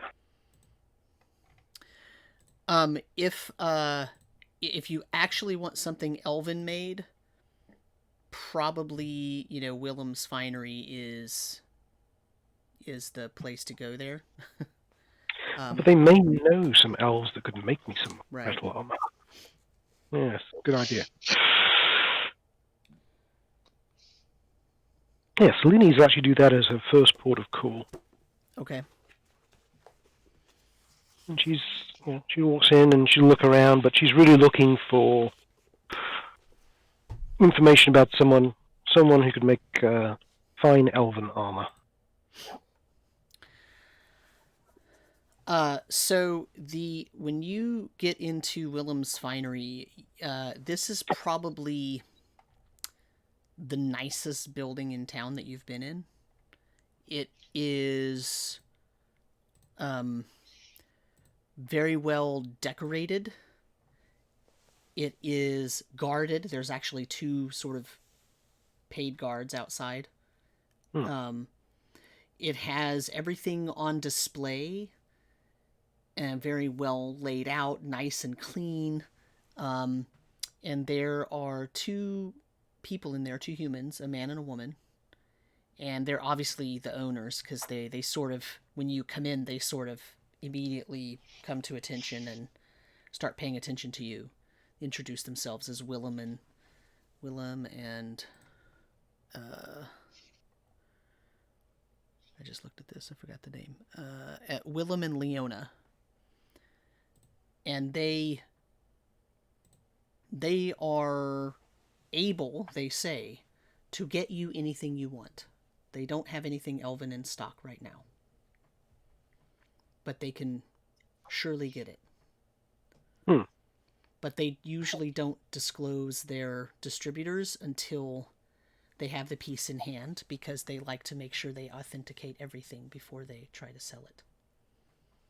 Okay, it is important that this is elven-made armor. Otherwise it is worthless to me. Mm-hmm. And what sort of armor set are you looking for? Provided it's elven-made. Maybe a lot to go for, but some splint mail or banded mail would be rather nice. Their eyes get a little bit wide and they say, well, that is quite expensive piece of armor that you're asking for, especially if you want it to be touched by the elves. This is news, music to our ears, but no rush. We'll need a deposit if we're going to put in such an order. Well, that was the reason I was asking. So, what would the deposit be? 100 gold would be preferable. 50 minimum. Mm-hmm. And how long would this take to procure? I've got 2 areas I might be able to procure it from. If I can get it from my preferred first area, it's probably going to take 2 weeks, maybe a month. It depends on if it has to be produced or if there's already one there, and then it can be shipped here. The second choice is much farther away, so it's going to be a minimum 2 months. Okay. Well, given the uncertainty, I'm happy to give you a 50 gold deposit. Okay, very well. Okay. All right. I will put the order out, and we'll see if we can get an estimate on whether there's a piece that would be suitable to send, or if it's going to have to be produced, and how long that will take. When you're back in next time, give me a few days to find that out, maybe a couple of weeks. It's depends on the weather and whatnot, because of course we have messengers that have to run for us. So Indeed, that's fine. I'm prepared to wait for that. okay, excellent. If you give me just a moment, I will look at some paperwork. And he goes to the back and he gets out this like fancy piece of parchment, and he writes up, and he says, so here's your receipt for your 50 gold that you have given me, and if you could just sign on the bottom there, and then I'll sign on the bottom, and we'll stamp it, and then I'll make you a copy as well if you'd like. Indeed, that would be good. Okay, so he does that, and it's all fancy. It has a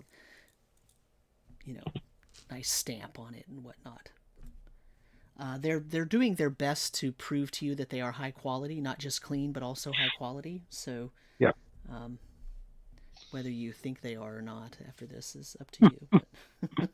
But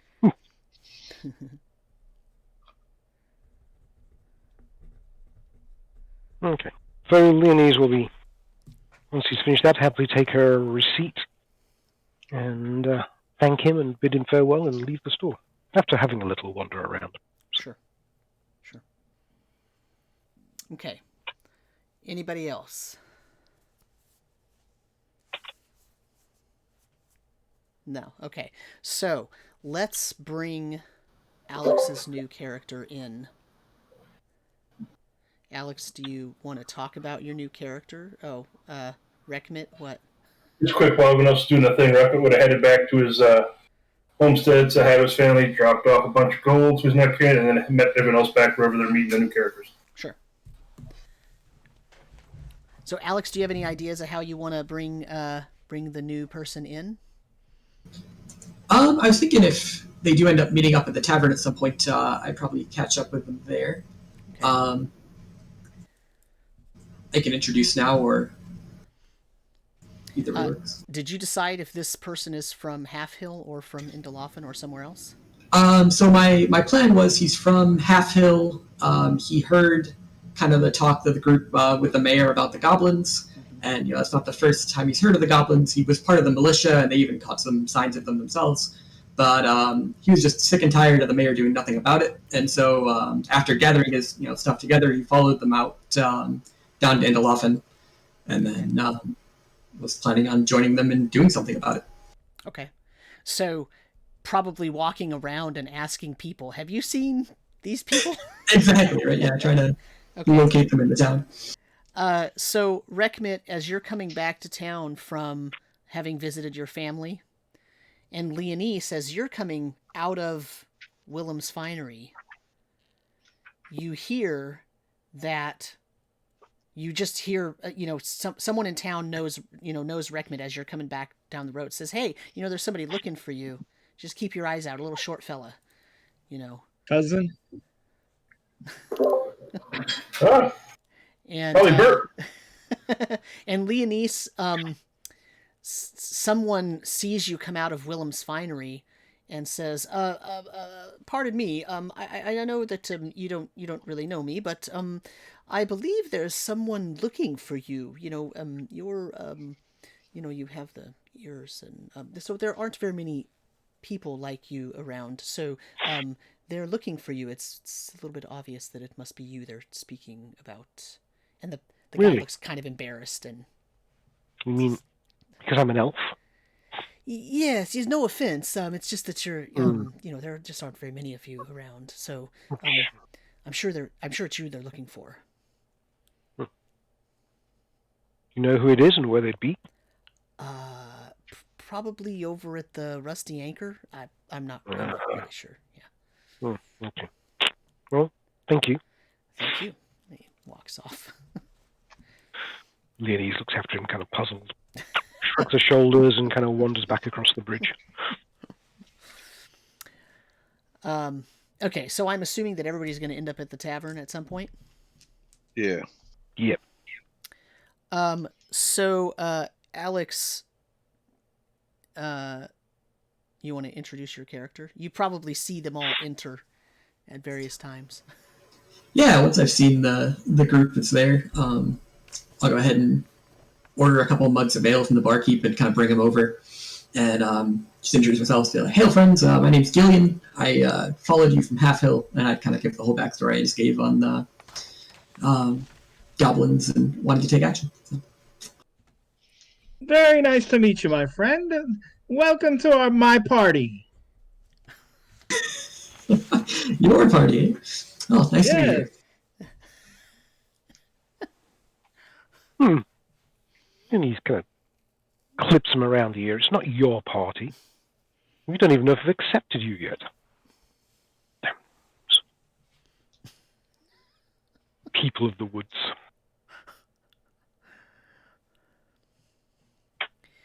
So, Gillian, you know that in Half Hill, the barmaid Aihrde, your family has known her family for a really long time, and you also know that she sort of pretends to be this herbalist druidic person named Rodan, and so it's possible you have a I won't say healthy distrust, but let's say healthy distrust of or suspicion about, right? And not that you don't trust him, but you're not sure what the powers are, because so far from Rodan you haven't really seen much, and you know that Aihrde kind of makes a mockery of being an alchemist druid type person. So yeah.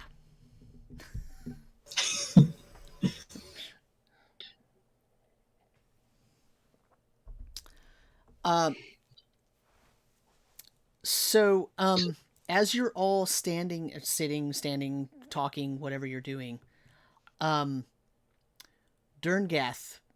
enters the Rusty Anchor, and he comes over and he says, "Well, he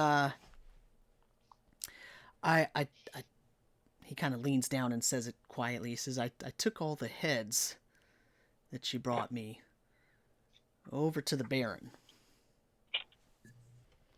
And I I didn't get to talk to the Baron, but I talked to his guard captain, Trestle.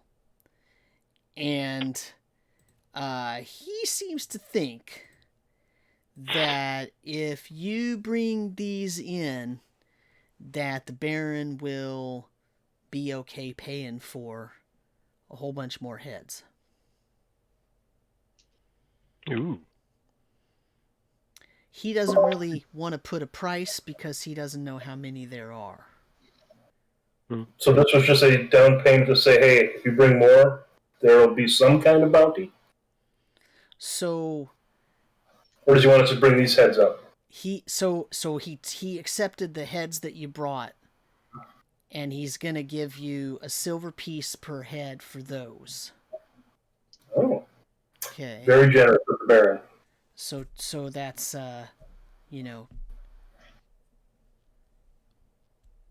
what'd you have, about 20 in that bag, so 20 silver. And, do we need to go collect it, or did Durengast bring it? He's got it in a bag. He says, here it is. He says, but I got the feeling from Trestle that if you brought a lot more, the price might go higher. So basically, he wants us to clear out and do his dirty work for him. It's not his dirty work. This way he doesn't have to risk his guards. Mm-hmm. Or the city militia. So here's the thing. That's what we do. So Trestle said that the Baron really wants to clean up this whole area so that he could make a big push to grow the city up.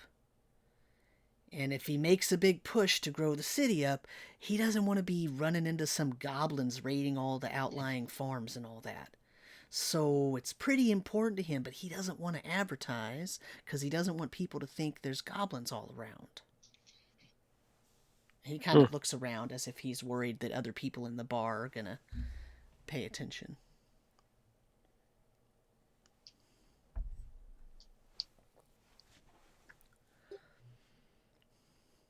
He also said, if you bring a map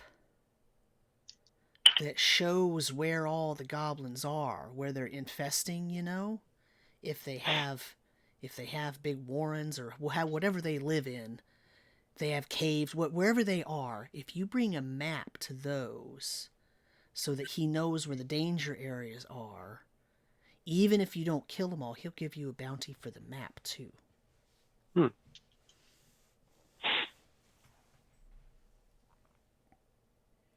he's just thinking, well, I've got to get some money for my armor. I only have 2 to 3 weeks to do it. Well, so does anybody have any parchment or anything to be able to make a map with? I would have to... Actually, I say that. I have a quill. I don't actually have any parchment. I do have quill.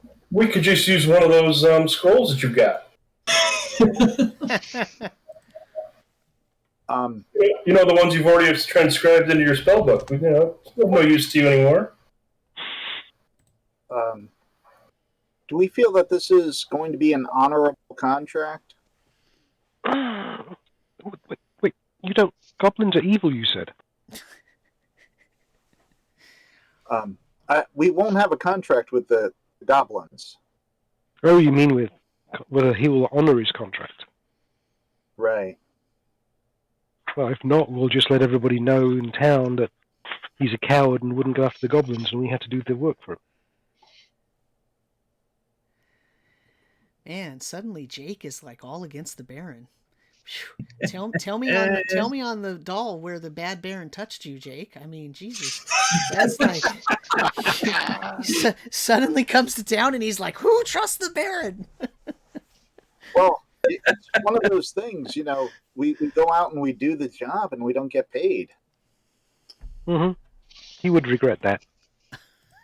I mean, but you're getting paid just the sheer pleasure of killing goblins. Whatever his name is.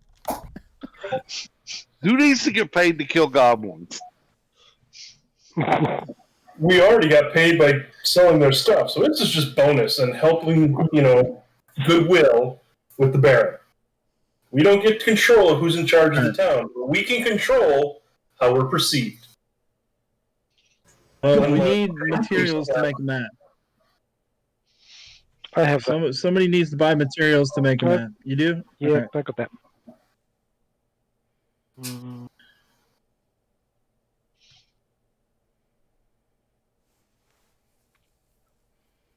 right. Are we ready to head to the woods then and find this wizard guy? We're probably going to spend the night, right?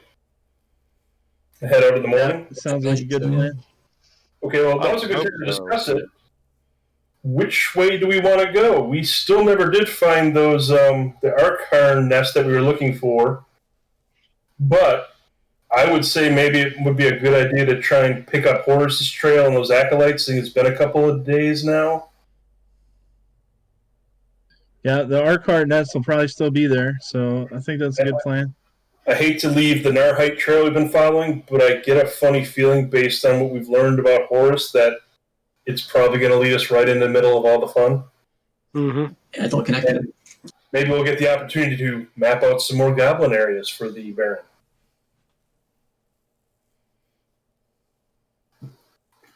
I'm good with that.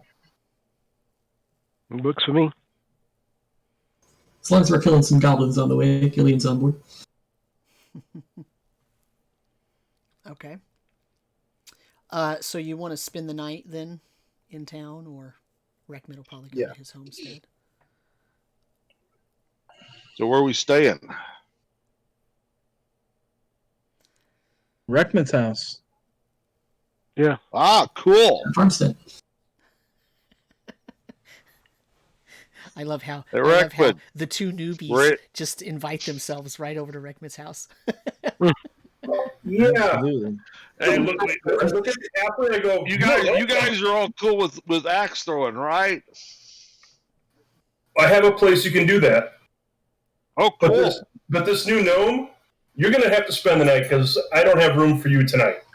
In the future, dawn, dust, mist, there probably will be room for you, but I don't have room for you tonight. I've only got a limited amount of space in the barn that I reside in. And my family's a little touchy around gnomes. I mean, I don't mind gnomes. I think you guys are great. I mean, I even get along with this wonderful shelf here, which us dwarves are not typically known to do. But my family, we're going to have to slowly introduce you, so you might have to stay in the town tonight. I do apologize. I know it may seem rude to you, but we are a small clan of dwarves here. We're trying to keep things copacetic with the town. Yeah, Trip walked away like 5 minutes ago while he was still talking. And I just looked there and go, oh my goodness, and I thought I was bad. Is Trip going to stay in town then, or is he going to try to sneak over to the barn? No, I'm not going to the barn. I'll stay in town. Okay. Is Gillian going to stay in the town or at the barn? Is he invited to the farmstead? Or?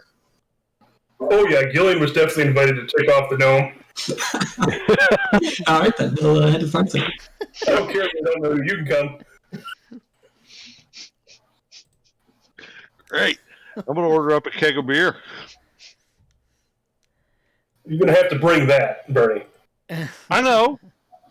That's the plan. I mean, we have an unending supply of sauerkraut for you. No pickled herring for whoever wants that. Sorry. That pickled herring did smell really good.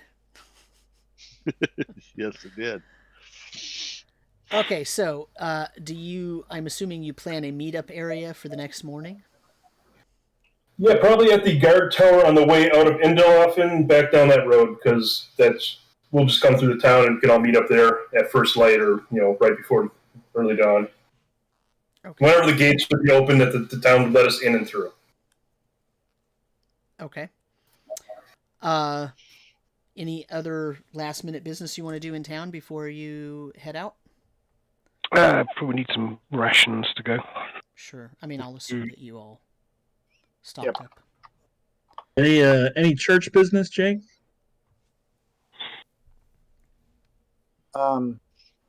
Yeah, I'm gonna check to see if they have any things that they want done at the church for the church. At the House of St. Luther? Yes. In terms of chores or tasks outside of town? Tasks outside of town. So, so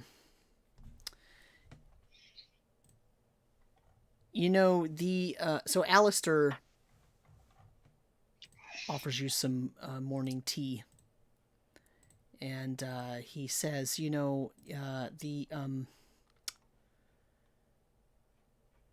those acolytes of Ealor, they never did get found. And while I don't always see eye to eye with the way that the abbot does things, it seems to me that it's quite a shame that those acolytes are missing in action. And it would be a real boon in the name of St. Luther if we were to locate Find those them? acolytes. I like that. I honestly, I think that would. yeah, I just don't know what they're doing about it. I haven't seen the Abbey being very active. They looked at first and then they kind of gave up, it feels like.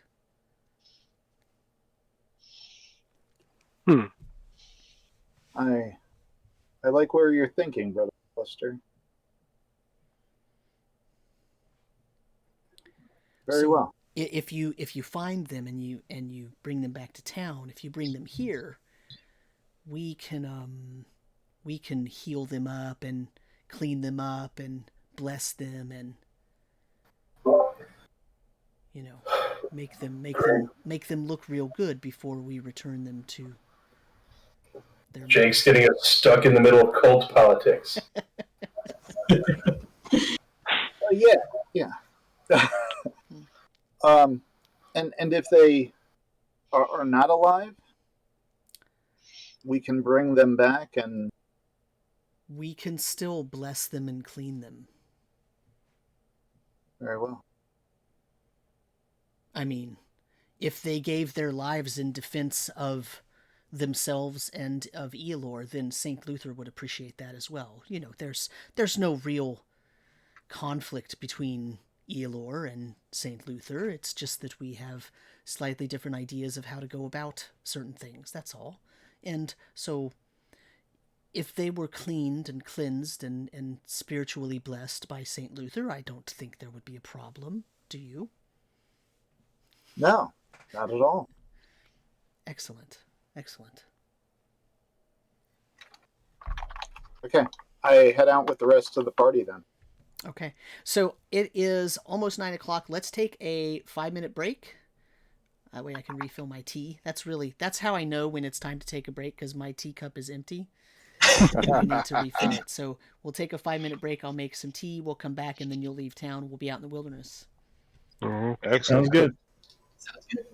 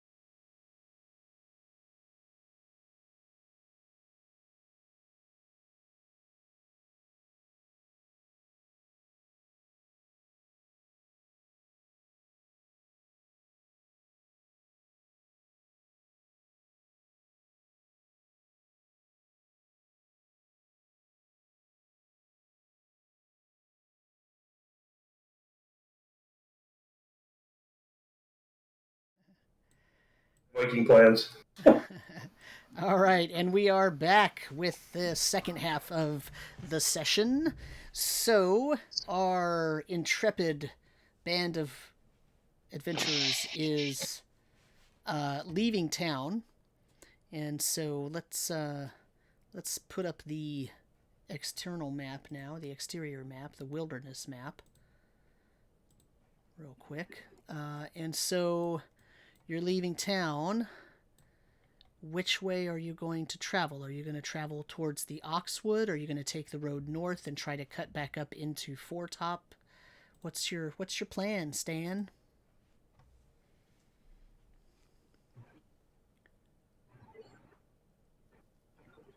Well, absent anyone else saying anything, I suspect, based on the plan or the information we got from, I believe it was the Ealorites, that we should head into the Oxwood and try, or do we want to head into the Oxwood, or do we want to, the trail on this beach is probably going to be gone.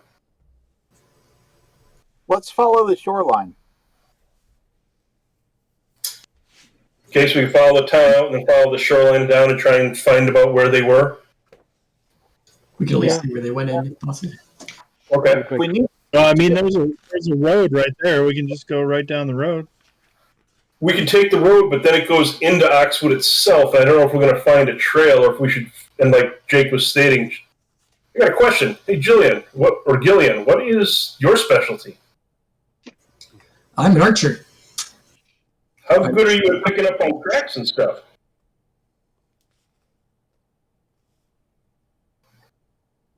I think he said he was an archer. Yeah, archer, not a ranger, so not super proficient at it. What about you there, friend Primal Druid Morningdawn? You got your name right. Are you talking to me? Hey, he should be happy. Well, your name is Morningdawn, is it not? I'm still sleepy from the wonderful night at the inn. Let me wake up first, and then I'll talk to you. Hey, Burnie, might want to pull him out of your buttocks. He's getting a little close. All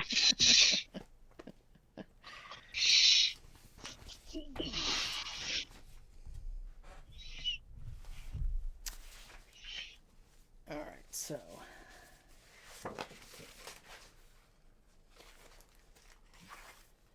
which route are you taking then? The road to the beach, and then right where that hex is, right up to the northwest of the N, we'll cut down to the shore. Okay. Because that's where you guys think the boat was, right? Or they were doing something by the beach, right? They recovered the boat. It's in the workshop at the Abbey. Do we know what spot they recovered the boat at? Yeah, right about there is what they said. Yeah, right, we can head there and see if we can pick up a trail.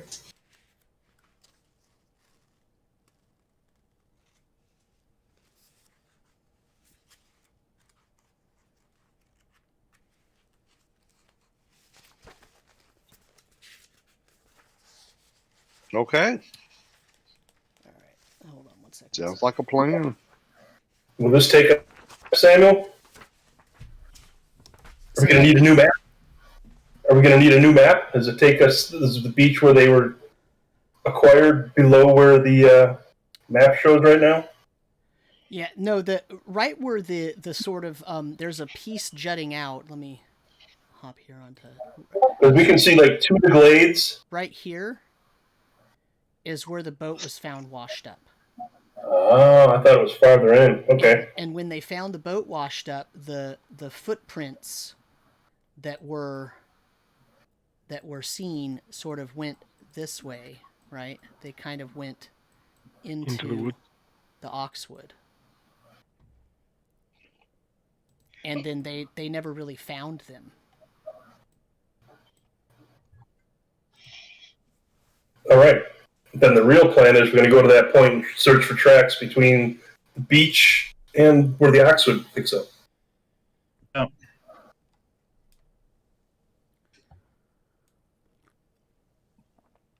Okay. Okay. All right. So are you? I'm presuming the same marching order that you had previously, but replace Bert with Gillian. Yep, sounds good. Sounds about right. And replace. Yeah, Trip is gonna want to go somewhere in the middle. Yeah, replace Zeno with Trip. So say between Leanise and Rekmit. That'll work. Okay. All right. So Burnie and Leanise are in the front. Why don't you, the two of you, give me a Wisdom Siege check, please? Okay. Ooh. Be a 22 with, and that's prime. Mine's a 13 And that is a natural secondary. 20. It was a natural Yep. 20. What did you get, Leanise? 13 secondary. Okay. Burnie, you find what you think are the tracks that lead into the Oxwood, into the forest line. You find what you think they saw, but they do not look to you like human tracks. Okay. They don't seem like booted tracks to you. So either the group that went looking just weren't experienced enough to tell the difference, or they just got excited that they found tracks and they just assumed that they were the acolytes, or Right. these have replaced the other tracks that were seen. It's hard to tell. You say they aren't booted? Are they humanoid or are they are animal-like? They're small humanoid size. So goblin size? Can I tell if they're goblin tracks? Due to my combat expertise and hatred of kobolds and goblins, the gnome has had extensive dealing with these types of creatures, killing them. So I would probably be pretty aware of their footprints. It does look like goblin footprints, but they look bony. Goblins! And he spits on the ground. Boney. Yeah. This is Jake's purview. Jake's muted. Oh, is Jake fully healed up now? Yeah, did we get any healing back on this overnight? Yeah, so if you're in a comfortable bed, my house rule is if you're in a comfy bed, gotta find it so that I... And Jake, I would have given you my bed and I would have slept on the floor for you. Like always. Though I still think you're probably traumatized and he'll have, issues with wisdom. If you're I have resting, blown if you're resting in a comfortable bed, you get 1 hit point back plus an extra 1d3. Okay, so you get 1 plus 1d3. Yeah, Rekmit would definitely have given up his bed to Jake if he needed it.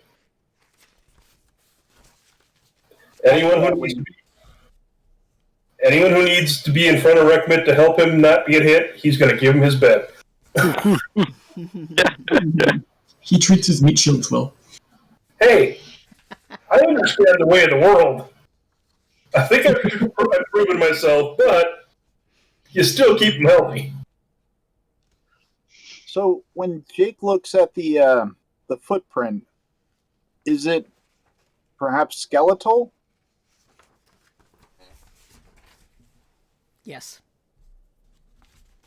Okay. But it's small size. I look around for maybe a sandaled footprint, something like that, maybe off to the side, like maybe 10 feet to the left and right of the bony footprints. Nope, nothing like that. All right, I relay on that. My friends, I believe that this could be the work of skeletons doing this. Where there's skeletons, there's usually a cleric of the dead. And from there, it could be Horus. Wasn't Horus doing something with dead bodies? Digging up things from the cemetery, right? He was, yes. That was why he was expelled from chased from the town.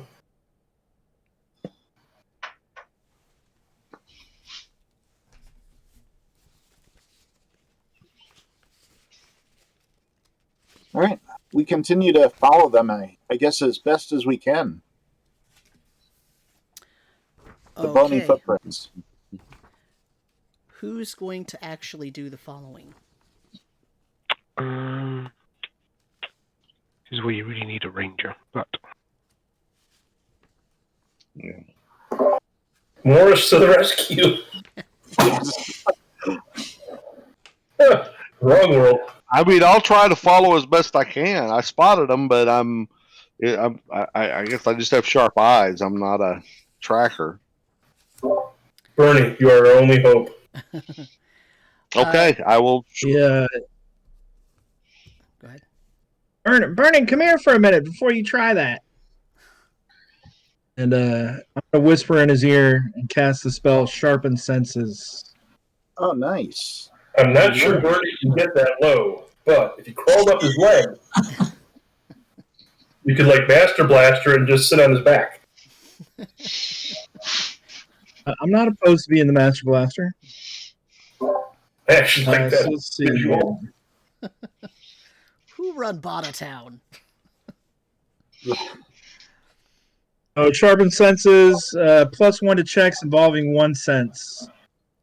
So you can pick your sense. Hearing, sight, touch, taste, smell. Okay. Eyesight would be the one I think here.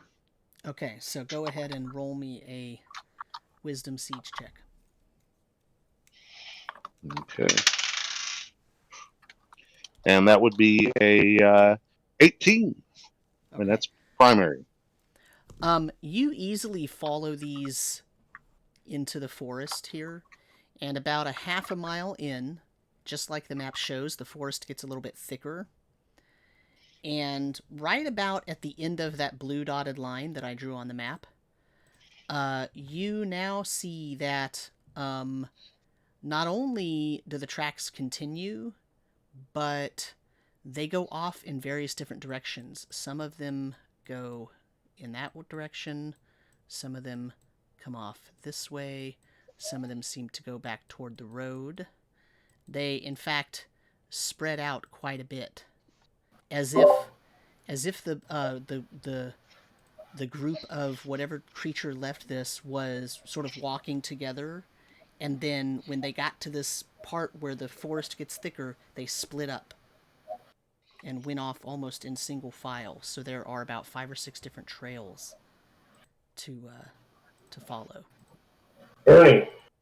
Yes. Do any of the trails, I take it they're all leading this way, not that they like converged here and headed to the beach? They're leading in the direction you're going.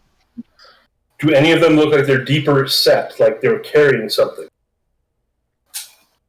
Okay. Not that Burnie can tell. No. Yeah. Okay. All right. What do you guys want to do? Well, let's pick one and follow it. 3, 4, 5, 6.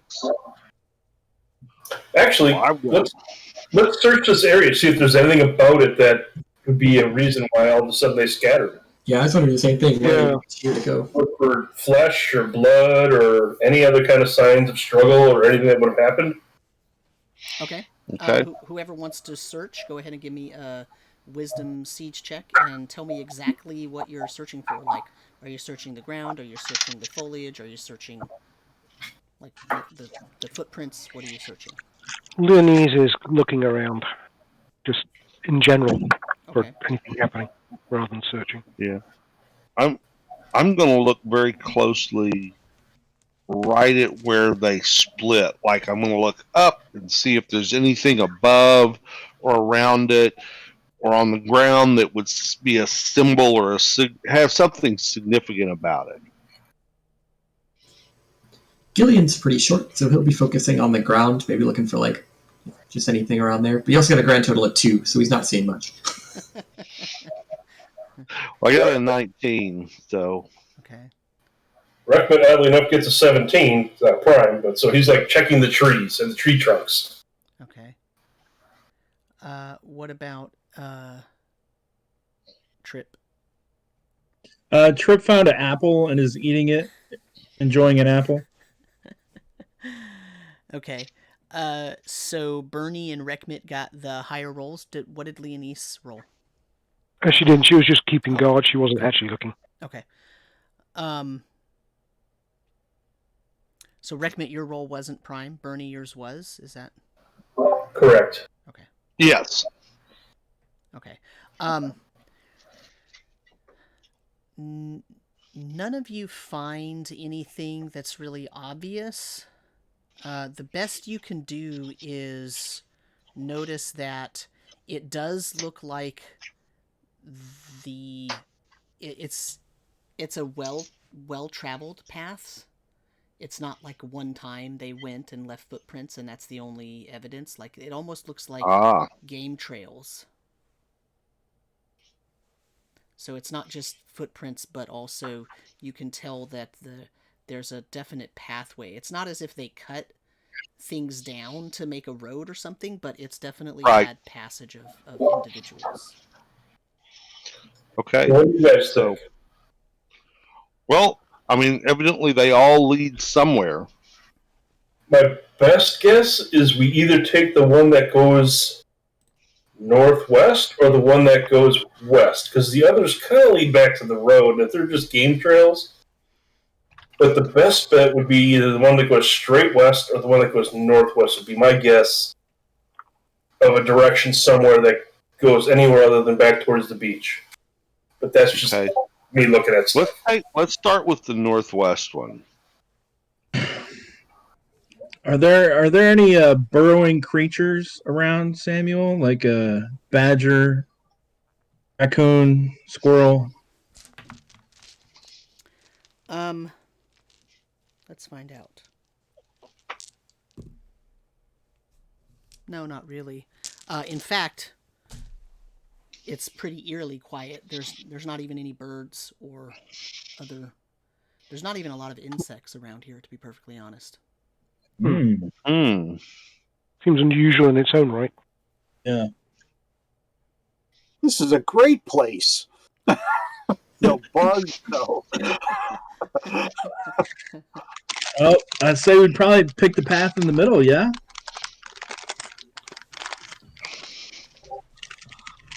Let's go with the one in the middle. Might as well. Okay. Okay.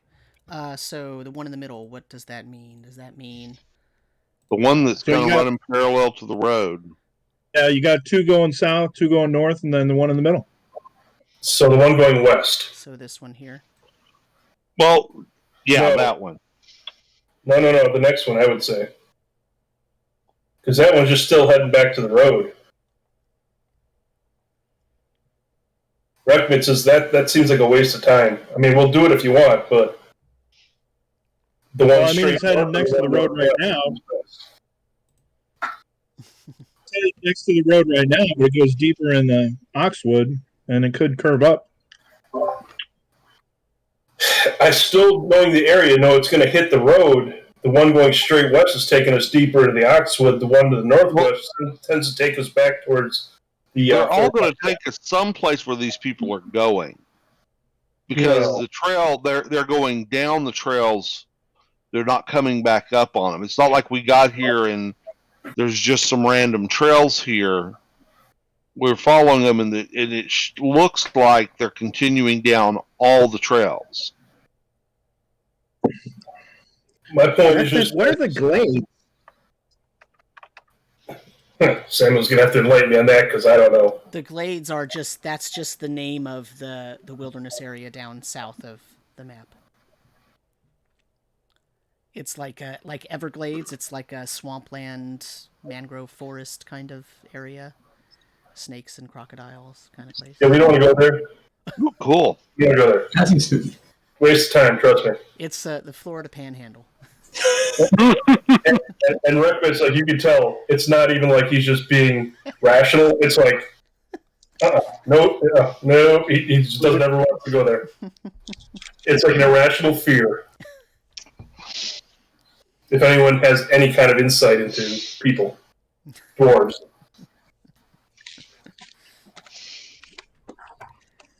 Well, I don't know that it matters. Let's just pick one. we're wasting time. Let's go. Okay, so which one?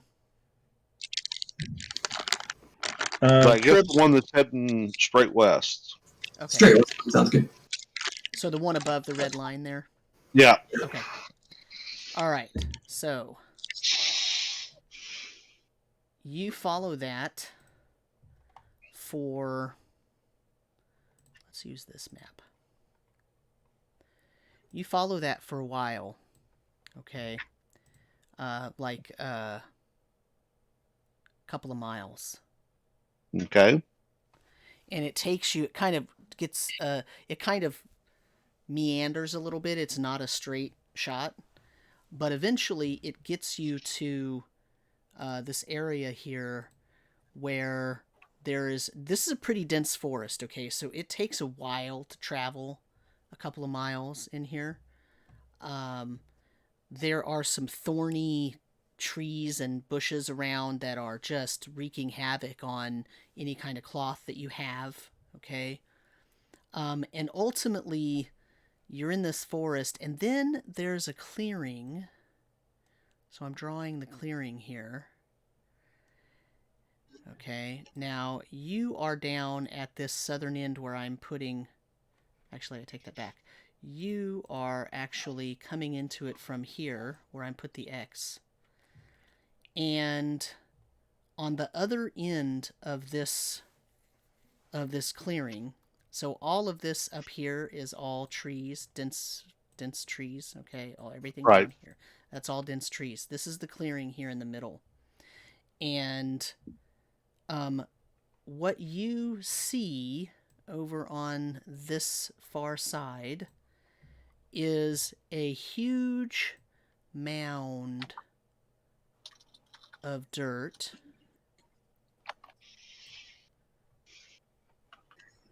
I probably should have drawn it brown, but you get the idea. It's all right. It's this huge mound of dirt like this.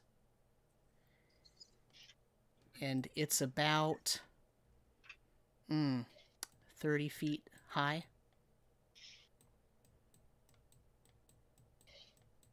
Does it look like it's been there for a long time? Does it look natural? I mean, or does it look like freshly dug dirt pushed up there?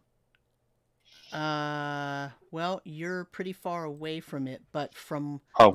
what you can see, it looks, I wouldn't say fresh like last week, but the mound has definitely been cared for. But, does it look like an animal mound? It definitely looks like it was made by an intelligent humanoid type creature, in terms of it's not just an animal leaving, the remains of a dig pile or something. It's definitely a mounded structure. Trip, go check it out. Got it. And Trip disappears to the right.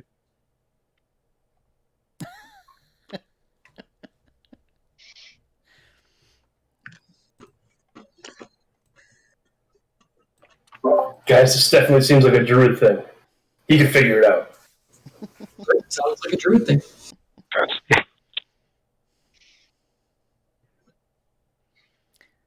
So what is Trip going to do then? Trip's going to go about 10, 12, 15 feet to the north. As soon as he's out of sight in the overbrush and hidden by trees, he's going to sit down and eat an apple. Oh, yeah. Run away. He ain't getting pigs or Bro, you don't know what Trip is doing. Don't even be talking about Trip. He is searching the mound. You have no clue what Trip is doing. All right, just stop metagaming and calm down. About 5 minutes.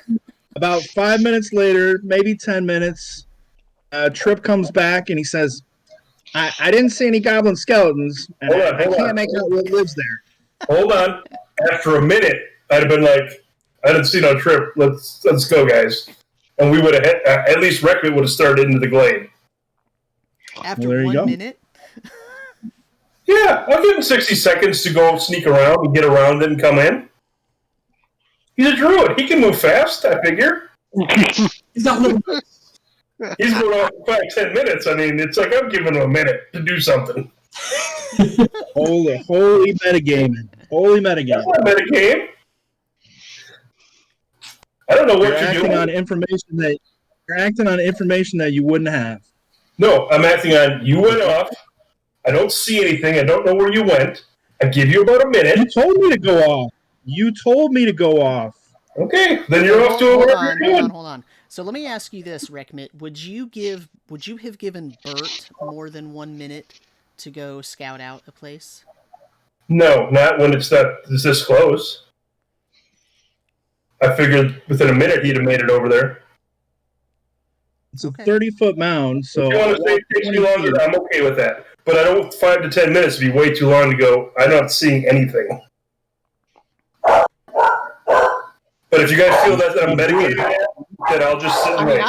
I don't care one way or the other, but I feel like if you would have allowed Bert to take more time, you probably would have allowed Trip to take more time. I look at it this way. I figured Bert would have gone either pretty straight in there, and I don't know what a druid does because I've never met it. I don't know what's druid, but he just disappeared, and I'm not saying he's going towards him out.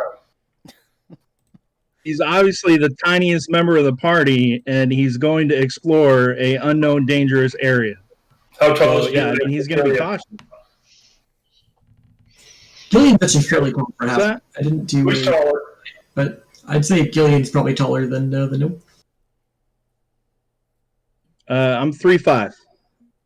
Oh, I'm about 3'7". There you go.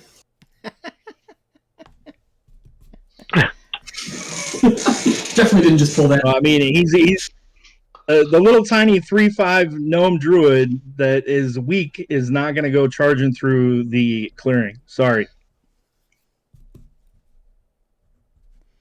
So after a minute, when Trip is out of sight, okay. So after a minute, what is it that Rekmit does? Okay, I'll do it this way. I'll ask the group. Okay, I don't know where Trip went, and I don't know what he does. Do we want to wait, or do we want to just slowly approach? And maybe he's there already. I don't know. I don't know if I want to just fully approach, like, blazingly. Yeah. We could go off in the direction Flip went, follow around. I have a question. Would you like me to do that thing I do that makes us sort of invisible? And we approach that way. No, I don't know that we need to be invisible. I mean, why don't we just try to walk around in the woods and get over on the other side of the woods where we can kind of observe and not being fully seen? I'm good with that, sir. Hold on, which direction did Trip go? Sorry, I've lost track. Did Trip go left or right? He went to the north. He went to the north. Yeah. Okay, so yeah, I suggest we go so I like the idea of not walking through and just going around the edge and look at the back where we can observe. So I look at this big mound of dirt. Is this a burial mound? Or something like that? Lair? Probably a burial mound, right? It could be, or a ceremonial mound, or could be some type of dugout. Does it have any foliage on it? No. Or is it dirt? It's all dirt, and it's been tended like that. Right. Oh, it's just pure dirt. Mm-hmm. Oh, I missed that bit. Yeah, that's what So you see is it's just a either big dead- mound of dirt. It's either the dead or the undead. Sorry, Chris, I missed it too. Yeah. So you're going to lead us, right? Kind priest. Me?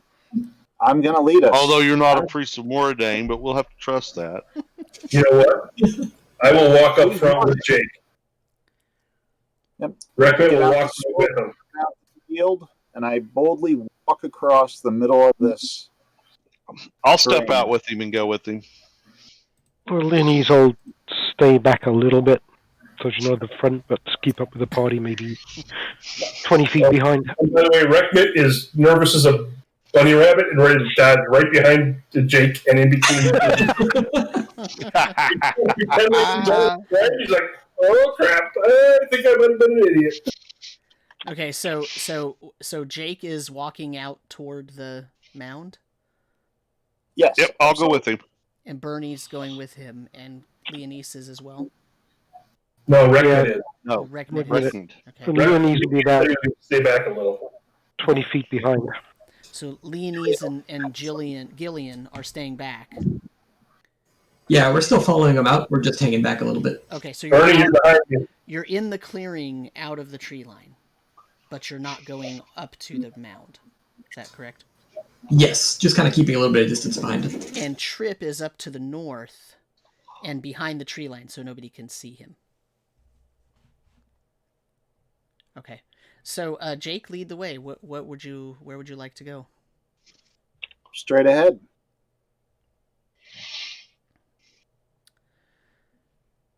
Any birds flying up above or circling of anything? No, but the canopy of the trees that are surrounding this clearing, actually they're really tall trees and they kind of lean over, so you really don't see much of the sky because the canopy is so thick up above.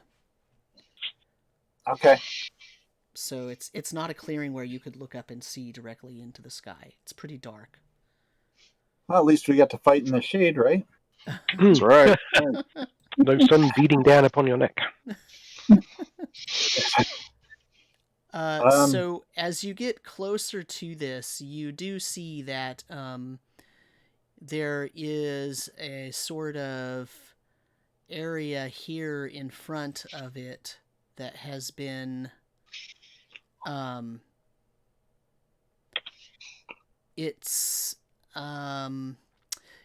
been sort of how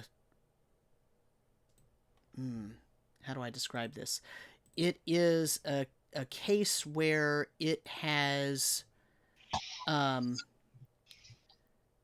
it looks like somebody has let's do this.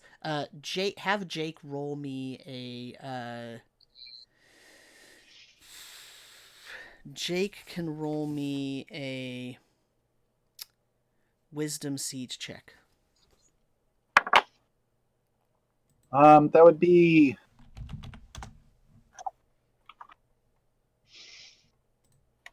15 primary. Okay. You can tell that this area is sort of tamped down, as if someone was kind of kneeling on it, as if they were sort of like kneeling in front of it or something. On the gray area, Right. Before the gray part is where it looks. Okay.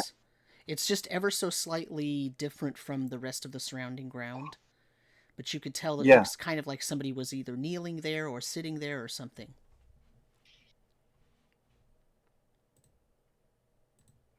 there's footprints leading up to where that they knelt and everything? There's footprints all over the glade here, all over the clearing.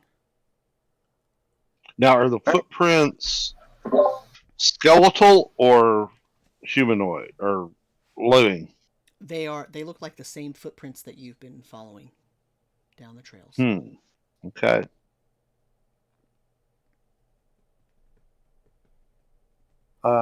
What about the grass in here? Is this trampled? I mean, it's pretty trampled just because it has footprints all over, but specifically that gray spot is definitely, tamped down quite a bit more. Okay. Continue moving forward. Okay. I'm holding. I've got my axe ready, and I'm just watching around, making sure we're not nothing's coming after us. And Rekmit is in both of their hip pockets. Okay. Let me just shield them. Of course. So Jake gets all the way up to the gray square. Nothing happens. Okay. Is there any anything outlining this area? Rocks or symbols? Different coloration of the ground? Not really. It's just the idea of this being this huge mound. I mean, obviously there's a lot of dirt on the ground around it, just because they had to bring the dirt from somewhere and pile it up.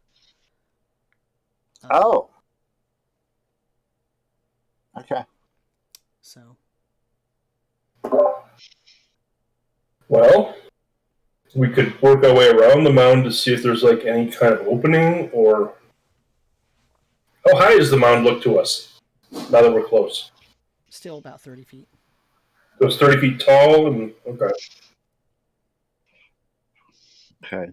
And how sharp is it? I mean, is it like just a huge pile, or is it domed pretty uniformly? It's pretty uniform in the dome. Yeah. It's not extremely flat on top, but it's not like pointed like a missile silo or something. Right.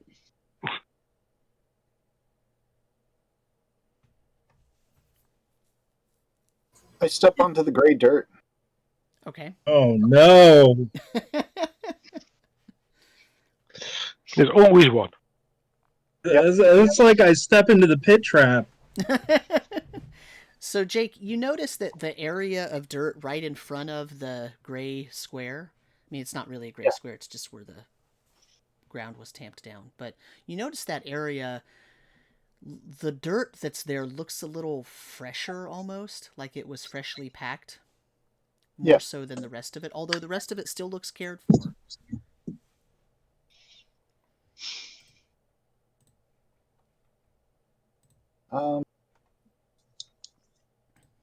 Is there a doorway in there, or like any kind of? If I'm looking at the dirt, you know what I mean? Like, is there any like a difference in here? You know what I mean? Like the straight dirt, ahead. Is there? The dirt in front of you that looks sort of freshly packed there is roughly the size of a door. But it's not as if it's a dirt door. It's just like dirt. Right. Is there anything in here like do the footprints go into the mound at all, or? Not particularly. Okay.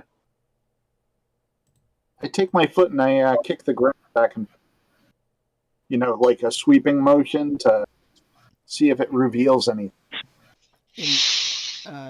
In the mound or on the ground? On the ground. Oh, nothing happens. Okay. Rekmit's going to work his way to the north and see if he sees anything on the mound up on this side. I'm going to take my backpack off and get my shovel out of it. Okay. And then in that area where you say it looks like it's door sized, I'm going to come up to it and start like peeling some back and kind of digging into it where it looks like the door would be. Okay. As you start doing that, some of the packed dirt starts falling away more, and there is a wooden section that looks about the shape of a door in front of you behind about a foot of dirt. Okay. So does it look like this was packed up against the door? Yes. Deliberately to obscure the door? Okay. Sounds like it. I want to clear it off so we've got a clear shot at the door. Okay. It's going to take a few minutes. Is there anything behind the mound? Nope, only the tree line.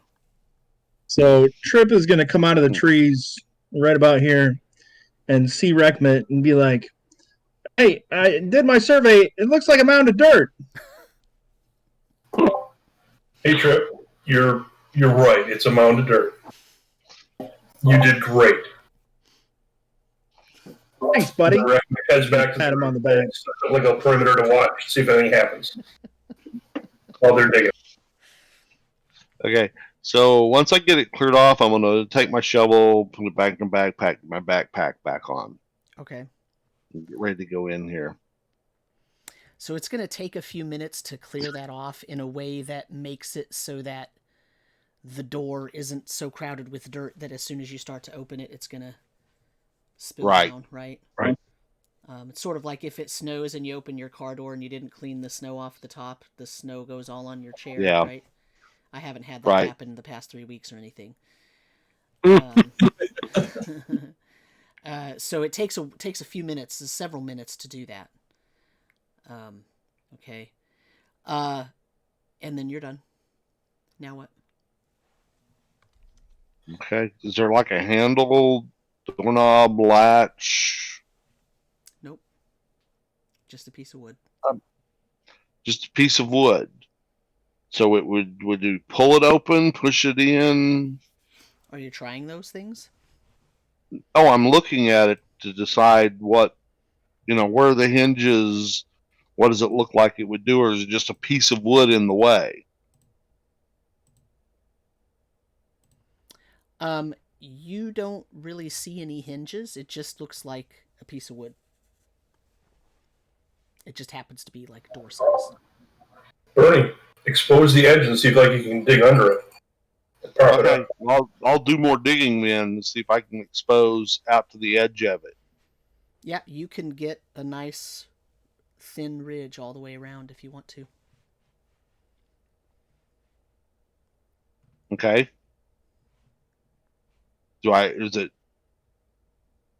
There's an end to it? Mm-hmm. It's door sized. So okay. if you go under the door, you can actually put your hand under there on every side, and it's about 2 inches thick, and you can feel the other side. So, Rekmit, you know how you make us disappear? Can you make this door disappear? It's not that I make us disappear. I can't make it like you can see through the door. I just make it so stuff bends the light around the door. So I'm not sure that it would do what I think you're trying to make us do, like we could see through the door. It's almost like we would just see the dirt around the door. I'm going to grab the upper and the right side of this door and see if I can pull it open or down or out or whatever it will do. Okay. You can do any of those things. So do you want to pull it down from the top, or do you want to... I would be at the top, pulling out and down. Okay. Leanise, can you give me a... Leanise and Gillian, can you give me a wisdom siege check, please? Grand total of 4. Grand total of 14, but it is secondary. Okay. Burnie pulls the wood all the way off, and behind it is what looks like a wrought iron gate. The gates are very rusty, but they look wrought iron. And behind it, it just looks like inky blackness. And you can tell that there's a set of stairs going into the ground. And it just leads down into inky blackness. And as you're standing there, as you pull that down,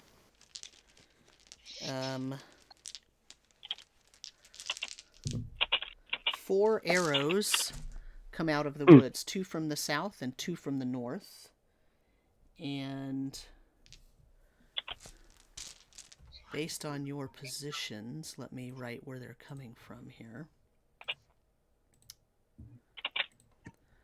They're coming from here and here and here and here.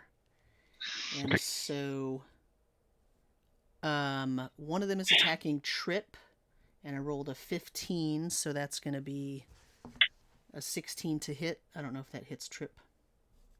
It's going to hit him, but I did have a question about the armor. So if he's wearing a leather coif, that +1 only gets added if it's a head strike, right? For the helmet, yeah. Yeah, he's got an AC of 14, so that's a hit. Okay. Would I have noticed either of those creatures when I was traveling the woods up there? Nope. Okay. And then I rolled a 16 versus Burnie.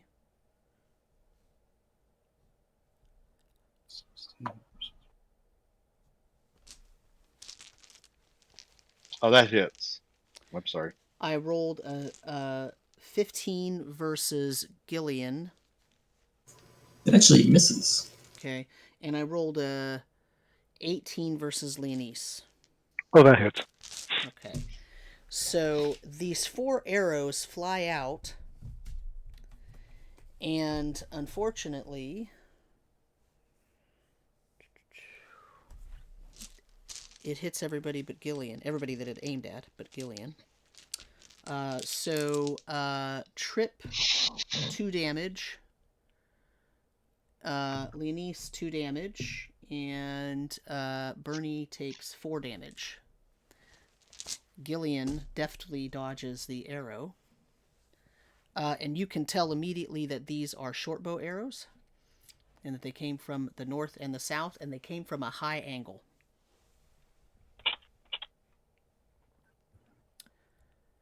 And so now we need to roll initiative. So one of you can roll a d10. I rolled a 7. Rolled a 5. Okay. So after those arrows come out, then you see some creatures step out of the forest.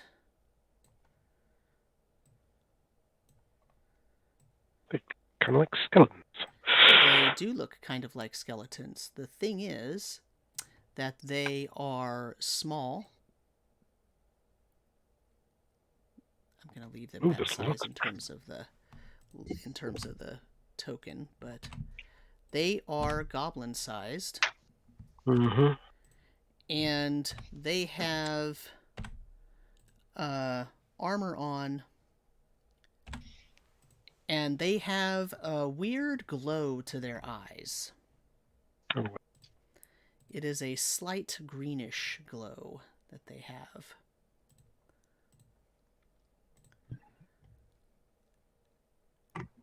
And let's see, so I won initiative, so let me go back over here.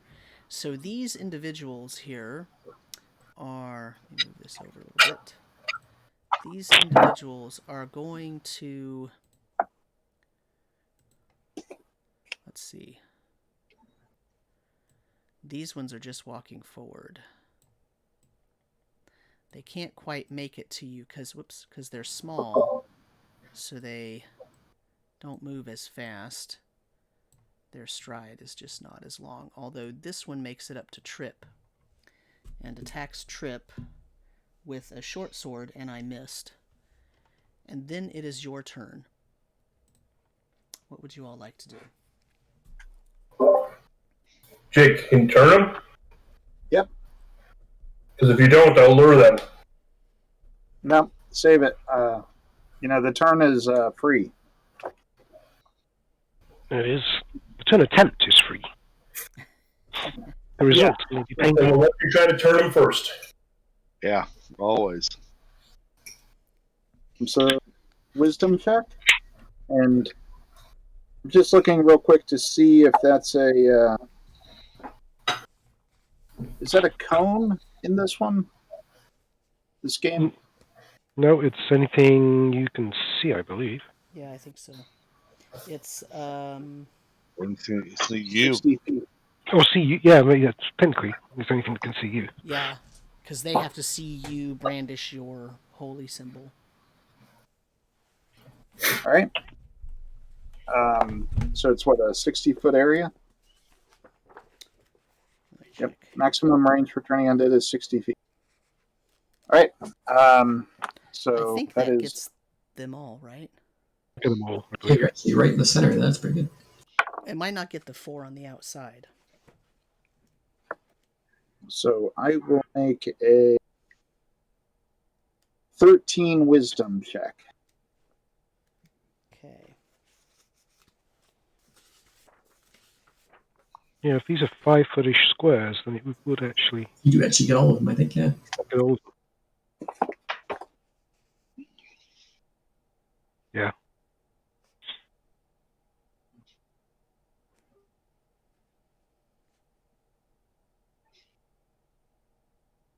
Yeah, I just don't know if 13 is good enough for these guys. Oh, you rolled a 13. Yeah, Mm-hmm. 13 total.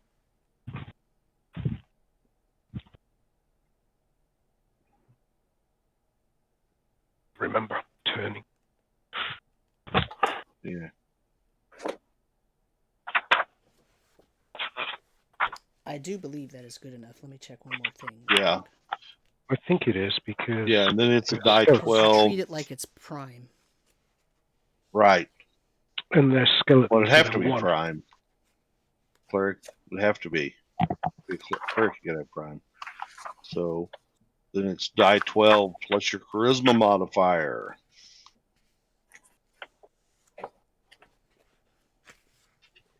One 80. So,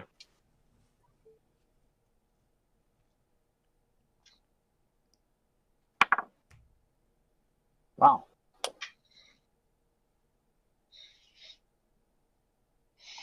yeah, so it's basically wisdom check plus challenge plus the creature level. So it worked. So now you need to roll me a d12. I tell rolled me- a 7 exactly. Okay. So that means all of these on their turn are going to have to turn and run away from you. But they just had their turn, so that's going to happen at the beginning of the next round. So everybody gets a turn Yep. first. So that was Jake. What's everybody else doing? So Trip is going to try to strike at the one that hit him. Okay. Does the +1 melee bonus modifier for goblins come into effect? Sure. It's gonna be You're a pretty sure these are the skeletal remains of ugly little goblin bastards. 17 to hit That hits. or 5 points of damage. Okay. And what are you attacking them with? Rapier. Okay. So I'm going to try to pierce its skull right between its eyes. So are you really making a called shot? Because that has a big penalty to it.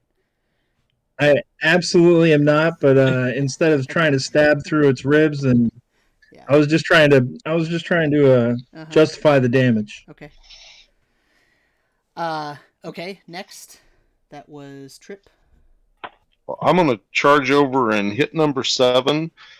Be pulling my light mace out of my belt. Okay.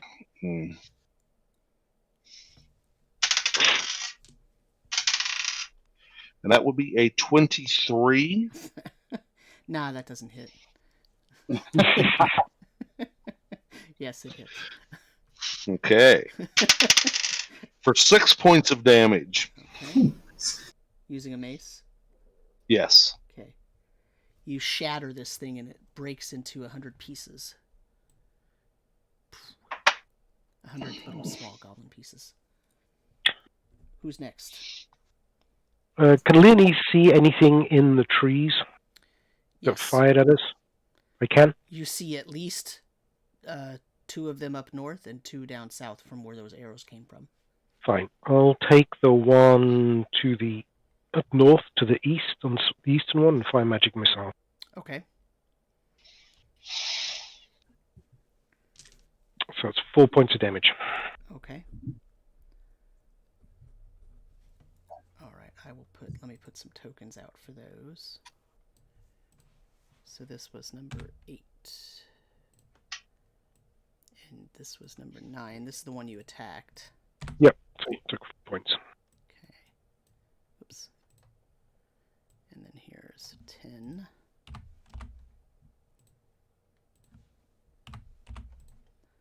And then here's 11. Okay. Who's next? Gillian will take a step over to kind of get in between Rekmit and these things that are coming up and take a shot over at number 11. Okay.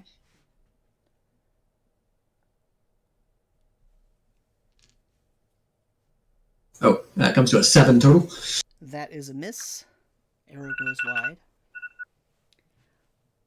Rekmit, you're the only one that has not moved, and you're muted.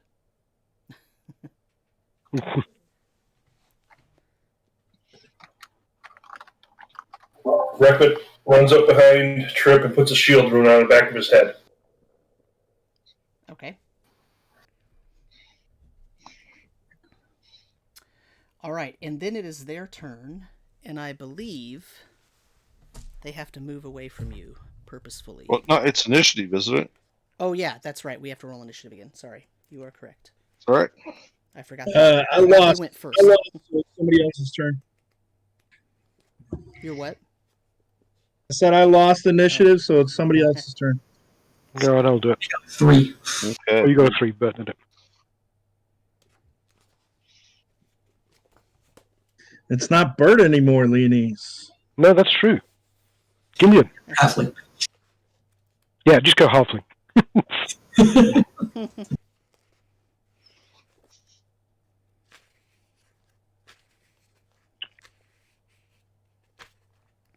Just need to check something.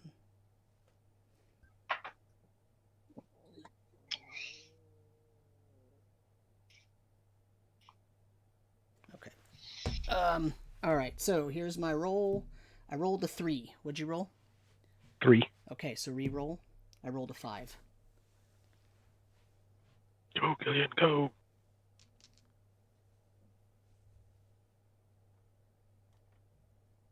Roll again. Yep.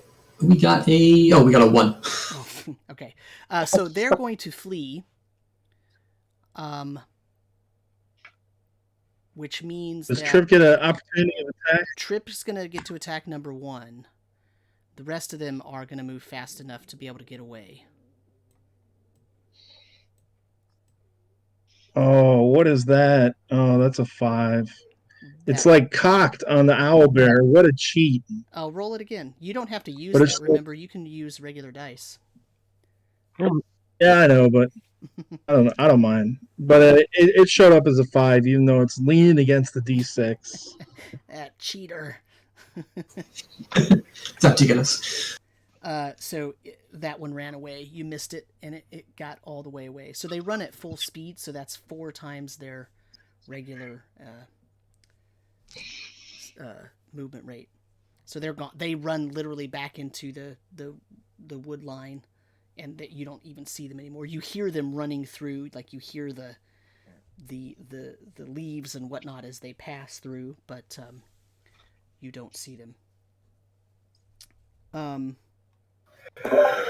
And these 4, though, get to attack. So here is a roll against Burnie.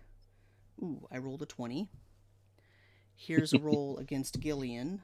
I rolled an 8. That's going to miss. Here's a roll against Trip. 17. And here's a roll against Leanise. 14. That misses. Okay, does the 17 hit Trip? I think so. I know I felt someone touching my head again. Oh, yeah, you know who it is. What does that rune do for Trip? It will absorb 11 points of damage that he takes. So it's going to absorb. Yeah, so that's going to hit. Yeah, it's going to absorb 2 damage. Burnie is going to take 3 damage. And then. I'm down. Oh, really? Crap. Yeah. Yeah, he got hit twice. Okay. Burnie goes down. How many hit points are you negative, Burnie? I am not. I am at 0. You're at 0. Okay. Okay. That means it is everyone else's turn. Leanise will shoot an arrow at the one she shot the magic missile at before. Okay. And that's going to miss. Okay. Did 4 arrows come out of the trees again? No, that's these 4 that they attacked already. That one of them took Burnie out. But were there 4 arrows that came out of the trees? Yes, there were 4. And then Rekmit is going to do a lure symbol right in the middle here. Throw a little rock or whatever. So that would capture all of them within 50 feet. Okay. Where are you placing it? Let me find my little thing. Basically, I'm going to throw it right around here.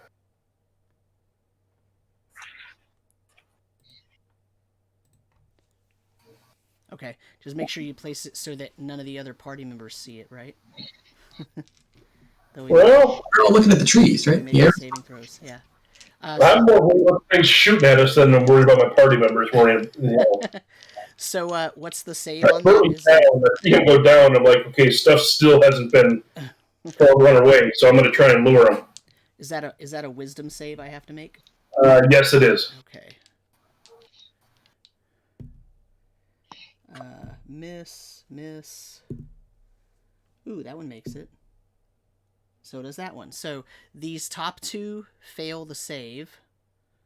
These bottom 2 succeeded. Oh, son of a gun! I wanted the bottom 2 to fail. Right, well, and then I move ahead towards Burnie. Okay. Who's next? Gillian will kind of step in front of Burnie here, call over to Jake. See, you need some healing over here. And we'll take another shot at, I think it was 11 we shot it last time. We'll try again. Okay.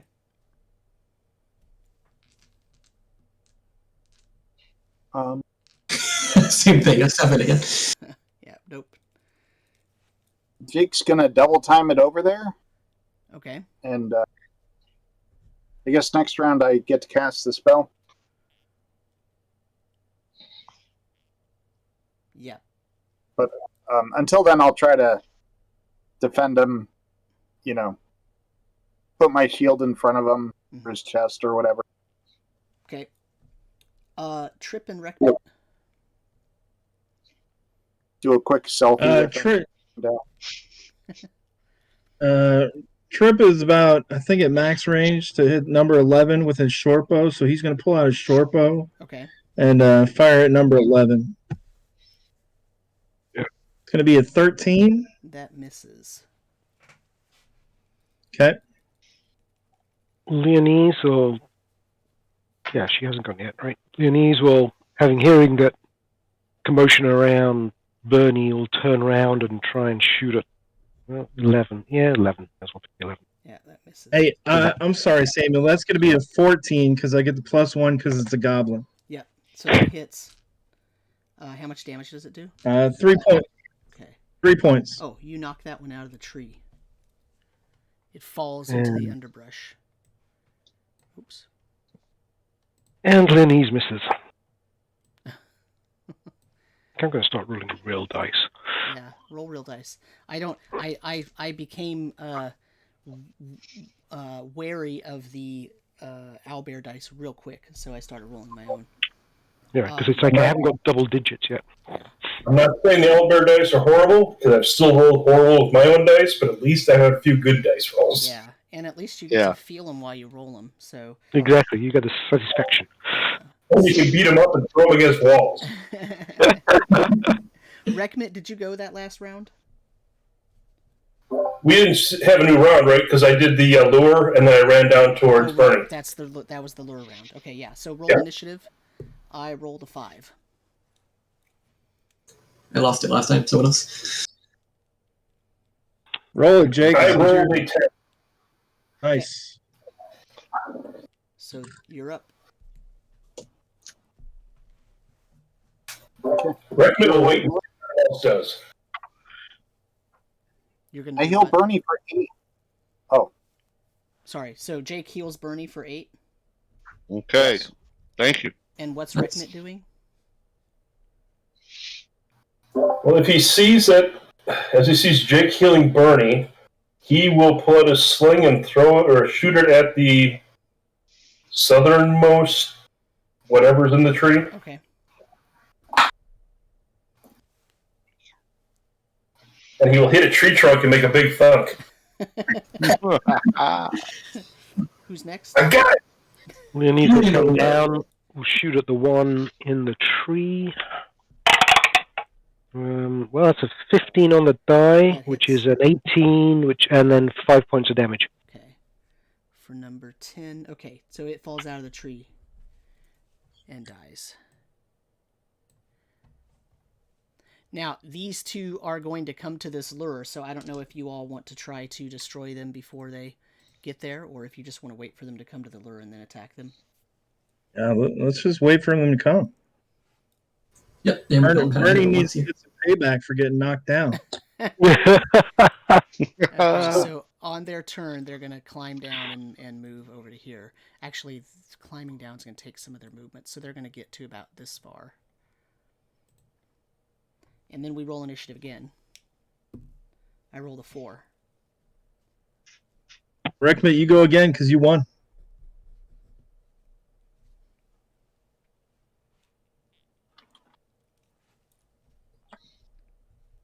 Well, I can't roll a d20, but I can roll a d10.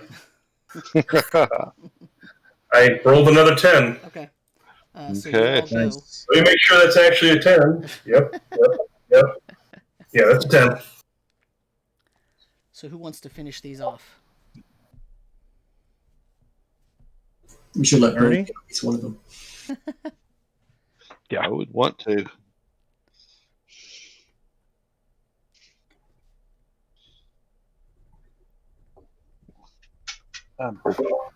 Jake, how long does your turn last? Your turn undead. While, I believe. Oh, jeez. There- You don't have the cleric handbook on you? Okay. I mean, if I can get up and fight, I would sure get up and hustle over there. Yeah, you can do that. You could charge one of them and attack.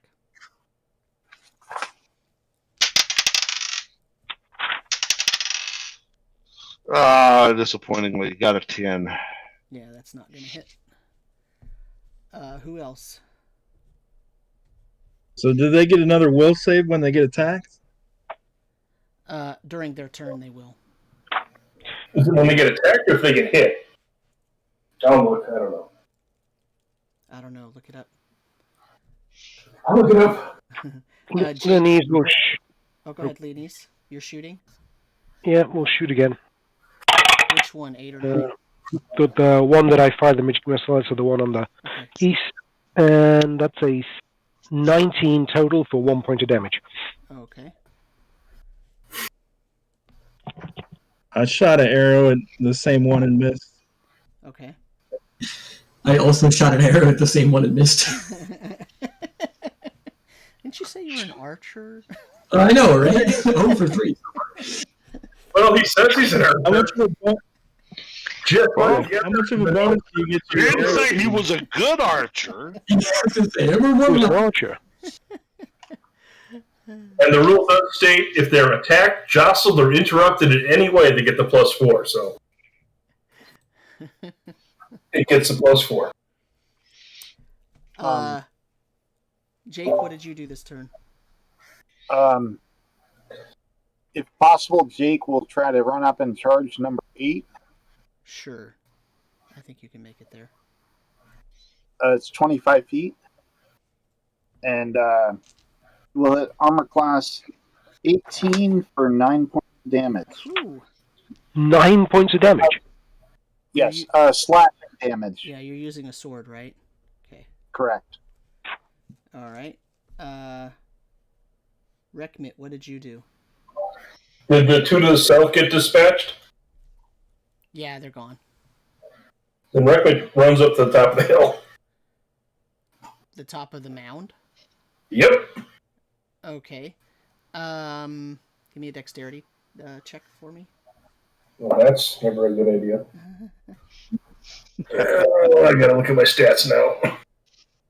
Doesn't say how long turn undead, just suggests that once turned, they're turned. Yeah. Yeah. Once they're turned, they're turned. The ones that aren't turned just aren't turned. That would be a 10, and that's not a prime. And did you figure out if they get to save if they've been attacked but missed, or do they have to be hit? It says if they're attacked, jostled, or interrupted. So I would say yes, they get the +4 attack or wisdom save. Okay. So this one, number 8, did not pass its renewed save, but the other one that's next to Burnie did. So it is going to then try to attack Burnie and miss. Is number 8 still alive after taking 9 points of damage? Yep. Well, because it's slashing damage and he's a skeleton. Yep. I rolled a 1 for my initiative. I rolled an 8. Okay. Nice. There are 2 left. They are damaged. What would you like to do? Burnie hits with a 14. That is a hit, yes. For 9 points of damage with the mace. Okay. Oof, That nice. kills it. That one's gone. Jake will hit AC 16 Okay. or 8 points of slashing damage.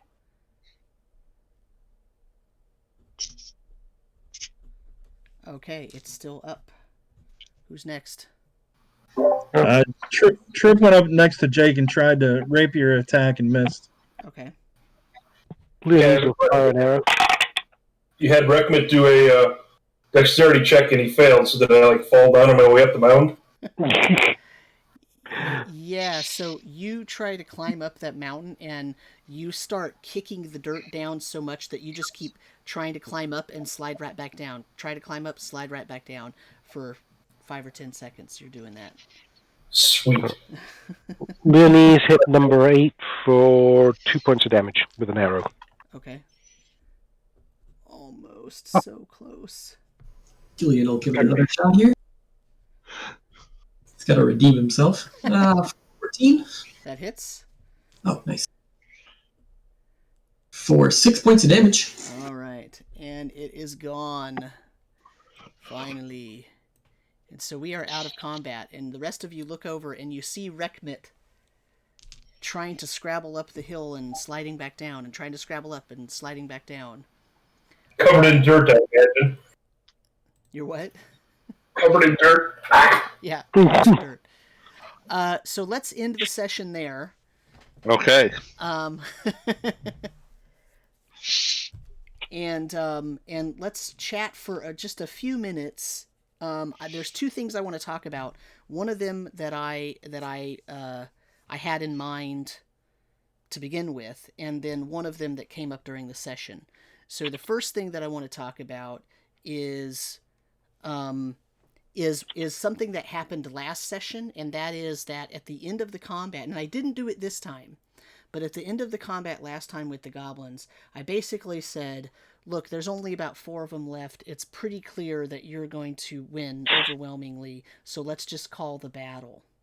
Okay? Mm-hmm. And this time I purposefully didn't do that. I let it play all the way out and made you hit every last hit point off of these guys. And so what I wanted to talk about was, how do you feel about that? Which way is better? Do you want the game to be faster if it becomes overwhelmingly obvious that you're going to win the battle?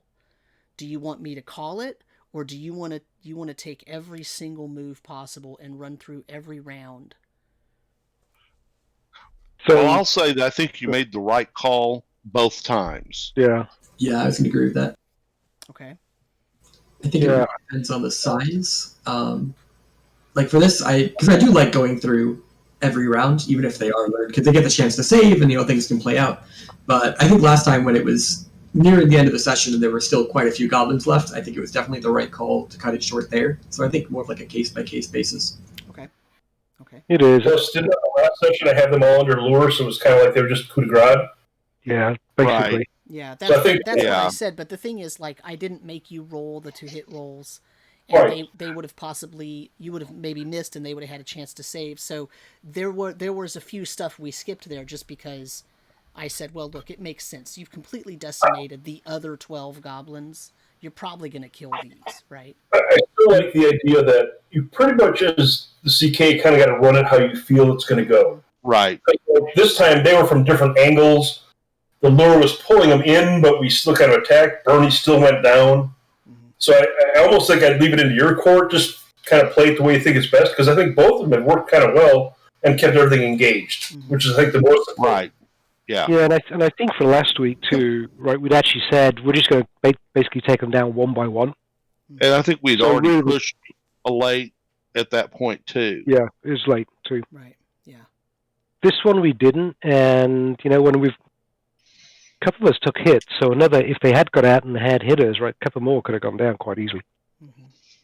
But last week they were all lured, and we actually said we're just going to concentrate one by one, so we don't have that opportunity to save, or limited opportunity to save. Mm-hmm. Okay. I just want to make sure that no one, felt like that was like I don't want to rob you of look, this is a combat game, right? I mean, like we're talking about pulling out our swords and our bow and arrows and shooting at monsters, right? So what I don't want to do is rob people of the sort of fulfillment of really decimating that other team, right? Like I don't want to do that, but I also don't want to drag out the game so much that it feels like a grind, right? Yeah, So that's why I made those decisions in both cases for different reasons, right? But I also want to make sure that we're all on the same page and I'm running the kind of game you want to play. So that's kind of why I'm checking in. Yeah. And also I feel like that's an option that is sort of mentioned in the rules, but not really mentioned in the rules, right? Yeah. Comes down to Yeah. common sense, I think, at the end of the day. Right, we'll make. Rekmit likes it to just go fast. The skull will want to kill everything. So I'm still good with you going with just balancing it how you see fit. I have to admit, when I'm running a game, I get worried when it gets to the point of you really just running through the motions, because realistically, somebody may get injured, but nobody's going to die, or if they do, there's enough healing around in the party, so you're kind of just rolling dice for the sake of it. Mm-hmm. So that's, I think, is where it comes in. It's if it Yeah. really is obvious that no one's going to die or get seriously hurt, and you're just wasting time rolling die, then that's when you do call it. Yeah. And as an interesting side point, we brought in 2 kind of new characters this time. We don't necessarily know how they're going to work. Mm-hmm. Yeah. Rekmit and Dooman were having issues. Yeah, and Archer, I'm just saying. Didn't hit it. 1 out of 4 in the end, Yeah. He was great. 25%. Yeah, that's when he was incapacitated. Only and issue couldn't we're move. having is that you think you're running the party, and I'm actually running the party. It was funny because I could see how he would come in thinking I'm being all bossy, where I'm like, no one's really been in charge of the party, but you're brand new, dude. You're attached to Burnie's leg. Back off. I loved it. It was cool. Obnoxious gnomes. Which I'll admit is part of why I can see where you thought might have been metagaming, but I was kind of like, I don't trust this little gnome, and he just disappeared. Well, that's kind of the second. The only reason I said the thing about the metagaming is because when you access information that you wouldn't have immediately after you get that information, that's like the definition of metagaming. Well, I was like, okay, when you say 5 to 10 minutes, I'm like, after a minute or two, I'm like, what the hell's going on? So that's why I was like, okay, well, if we say everyone else can kind of get a feel on that, because I don't want to be metagaming by accident. Well, that's why I asked you what you would have done if you had sent Bert, because the thing is, like, it does take a long time to investigate something, and it would have taken Bert a long time to check for traps, try to pick a lock, look to see what's going on there. That takes quite a bit of time, and if you're trying to do it and be careful at the same time, that takes time. If you just walk up and try the door to see if it opens and if there's a trap, then that doesn't take any time. But actually doing the job takes time. And so that's why I asked, well, if you had sent Bert around, would you have given him the time? I probably would have given Bert 2 to 3 minutes because I trusted Bert. Yeah. Well, and see, that's where the thing is, where because you trusted him. Yeah. Right. But that's what I said. Okay, we could extend that time, but if it gets to 5 minutes, he's gonna be like, "What the hell is going on?" I trust Bert would have had this done in a minute. Right. But that's just being an idiot. Right. Did you see we got a special guest that snuck in? I see that we have a special guest. That looks like my good friend Chuck. It's Chuck. Say something, Chuck. Who did I have the honor of irritating tonight? Greetings, Samuel and friends. How are you tonight? Hey, Chuck. Pretty good. Yeah. Good. It's good to see you. Survived, which is most important. Well, that's a good thing. Hey, George. I was going to apply bandages really quick, and then you healed them, so... Oh, yeah. You did what I didn't expect you to do. It would have been in time too, because he went down, and it would have only been 2 rounds since then. So yeah. Yep. Yeah. So we're finally starting to remember the bandages. Say that again, Chuck. So has Sam been killing you guys tonight? It sounds like he's been rough on you. Not at all. Yeah. No, I think we've been rough on ourselves. We don't trust the new characters coming in because of how they're acting. I saw George's comment on the bandages. And I thought, oh God, Sam's tearing him up. Oddly enough, that's what Rekmit was running over there to do, but I was like, I'm going to wait and just see if Jake kills him. I don't expect him to heal him, but if he does, I'll do something else, which turned out to be useless because I got stuck on the hill. Did you see that we decimated our first Eldritch Goblin like it was a little baby? Nice. Yeah, freaking monk grappled it and it couldn't get away. Yeah, that was tough. It'll be back. I mean, yeah, no. Are you guys liking Al Rodeo okay? Yeah. I don't like the dice roller, so I basically went to, you're on your honor. You can roll your own dice. Yeah, right. But I like the quickness of the map. I've gotten used to it, so I can quickly scribble something, as you see probably on the screen. Yeah. From a player standpoint, I agree with Samuel. It's like the dice roll I don't care for, but I like the quick, easy visuals. It's not like Fantasy Ground where things are a little bit... It's cool, but we just need a quick visuals and be able to quickly draw stuff when we know where the tools are. I've been using VTTs for 12 years, and I've come full circle. I think for my next game I'm going to run online, I think I'm going to do something like that and just do honor system. I'm telling you, I like all that stuff. Don't get me wrong, but it's just so nice to not have to worry about it, Yeah, and you don't have to set stuff up, and it's like, it is nice. Yeah. I mean, I'm not complaining. I'll still use them, but I'm just thinking it'd be nice to have one game online that had nothing to do with that, other than people criticizing my artistic value with a marker. I mean, I've been watching your games, and like even if I don't watch the stream, I'll go back and watch them. But I don't know the drawing tools on there, but it's not half bad what I'm seeing on here. It looks like it's pretty good, actually. Yeah, I mean, or what, right? I got used to it. You can make it draw straight lines, and they can be either transparent or opaque. And you can make it draw figures, and they can be transparent or opaque, and so it's not too bad. It's a nice little tool. It did take me a while to get used to, partly because I'm drawing with a mouse rather than like because I have like a Wacom tablet, right? But I'm not using that when I'm running the game. But it's not too bad, and partly because I'm not going for high art, right? I'm going for here's some positioning. As long as everybody understands what the positioning is and what it means, then it's good for me, right? So you do the maps beforehand or just while we're playing? No, I just draw it while we're playing because I didn't know where they were going. Right, exactly. That's what I kind of liked about it. It's theater of the mind with a little bit of extra positioning. Mm-hmm. Nothing's perfectly exact, but you get a general idea of where things are and how we're kind of positioned. Yeah, And even though it has a grid on it, I'm not really into counting squares. Like, I'm not really if it seems reasonable that the person would be able to get over there, then it's reasonable to me, right? So, yeah, I understand. Yeah, I was wondering because and this may be not true for everybody, but I feel like it's not so much for me all the time. But when you do use a VTT, it does put a little pressure on you to I don't want to say it makes you keep the game on rails, not at all, because any decent GM can handle that. But if you've got all this stuff prepared and they say, hey, let's go through the dark hole, then you're looking for generic maps and shit to put up. You know what I mean? Instead of something like this where you say, all right, let's go, and it's no big deal. Yeah. So, yeah. But I've been looking at it. I use Roll20 for my game, and I do the same kind of thing. The thing I do like about Roll20 is if I do have something that's we've got involved in a dungeon, I can do it on the GM layer, so I can see it, and then I can just trace over it as we go along. So I like the different layers in Roll20, but otherwise it's this quick sketch and run it. As you said, it's basically theory of the mind with the tokens that you're bringing in, Samuel, are they already loaded on Owlbear and under the free account, or so those round ones with the fancy symbols inside, other than Leanise, Chris brought his own token in for that. The skeletons, the square skeletons, I loaded those up, and you can upload any kind of token you want, and then you can remove it whenever you want.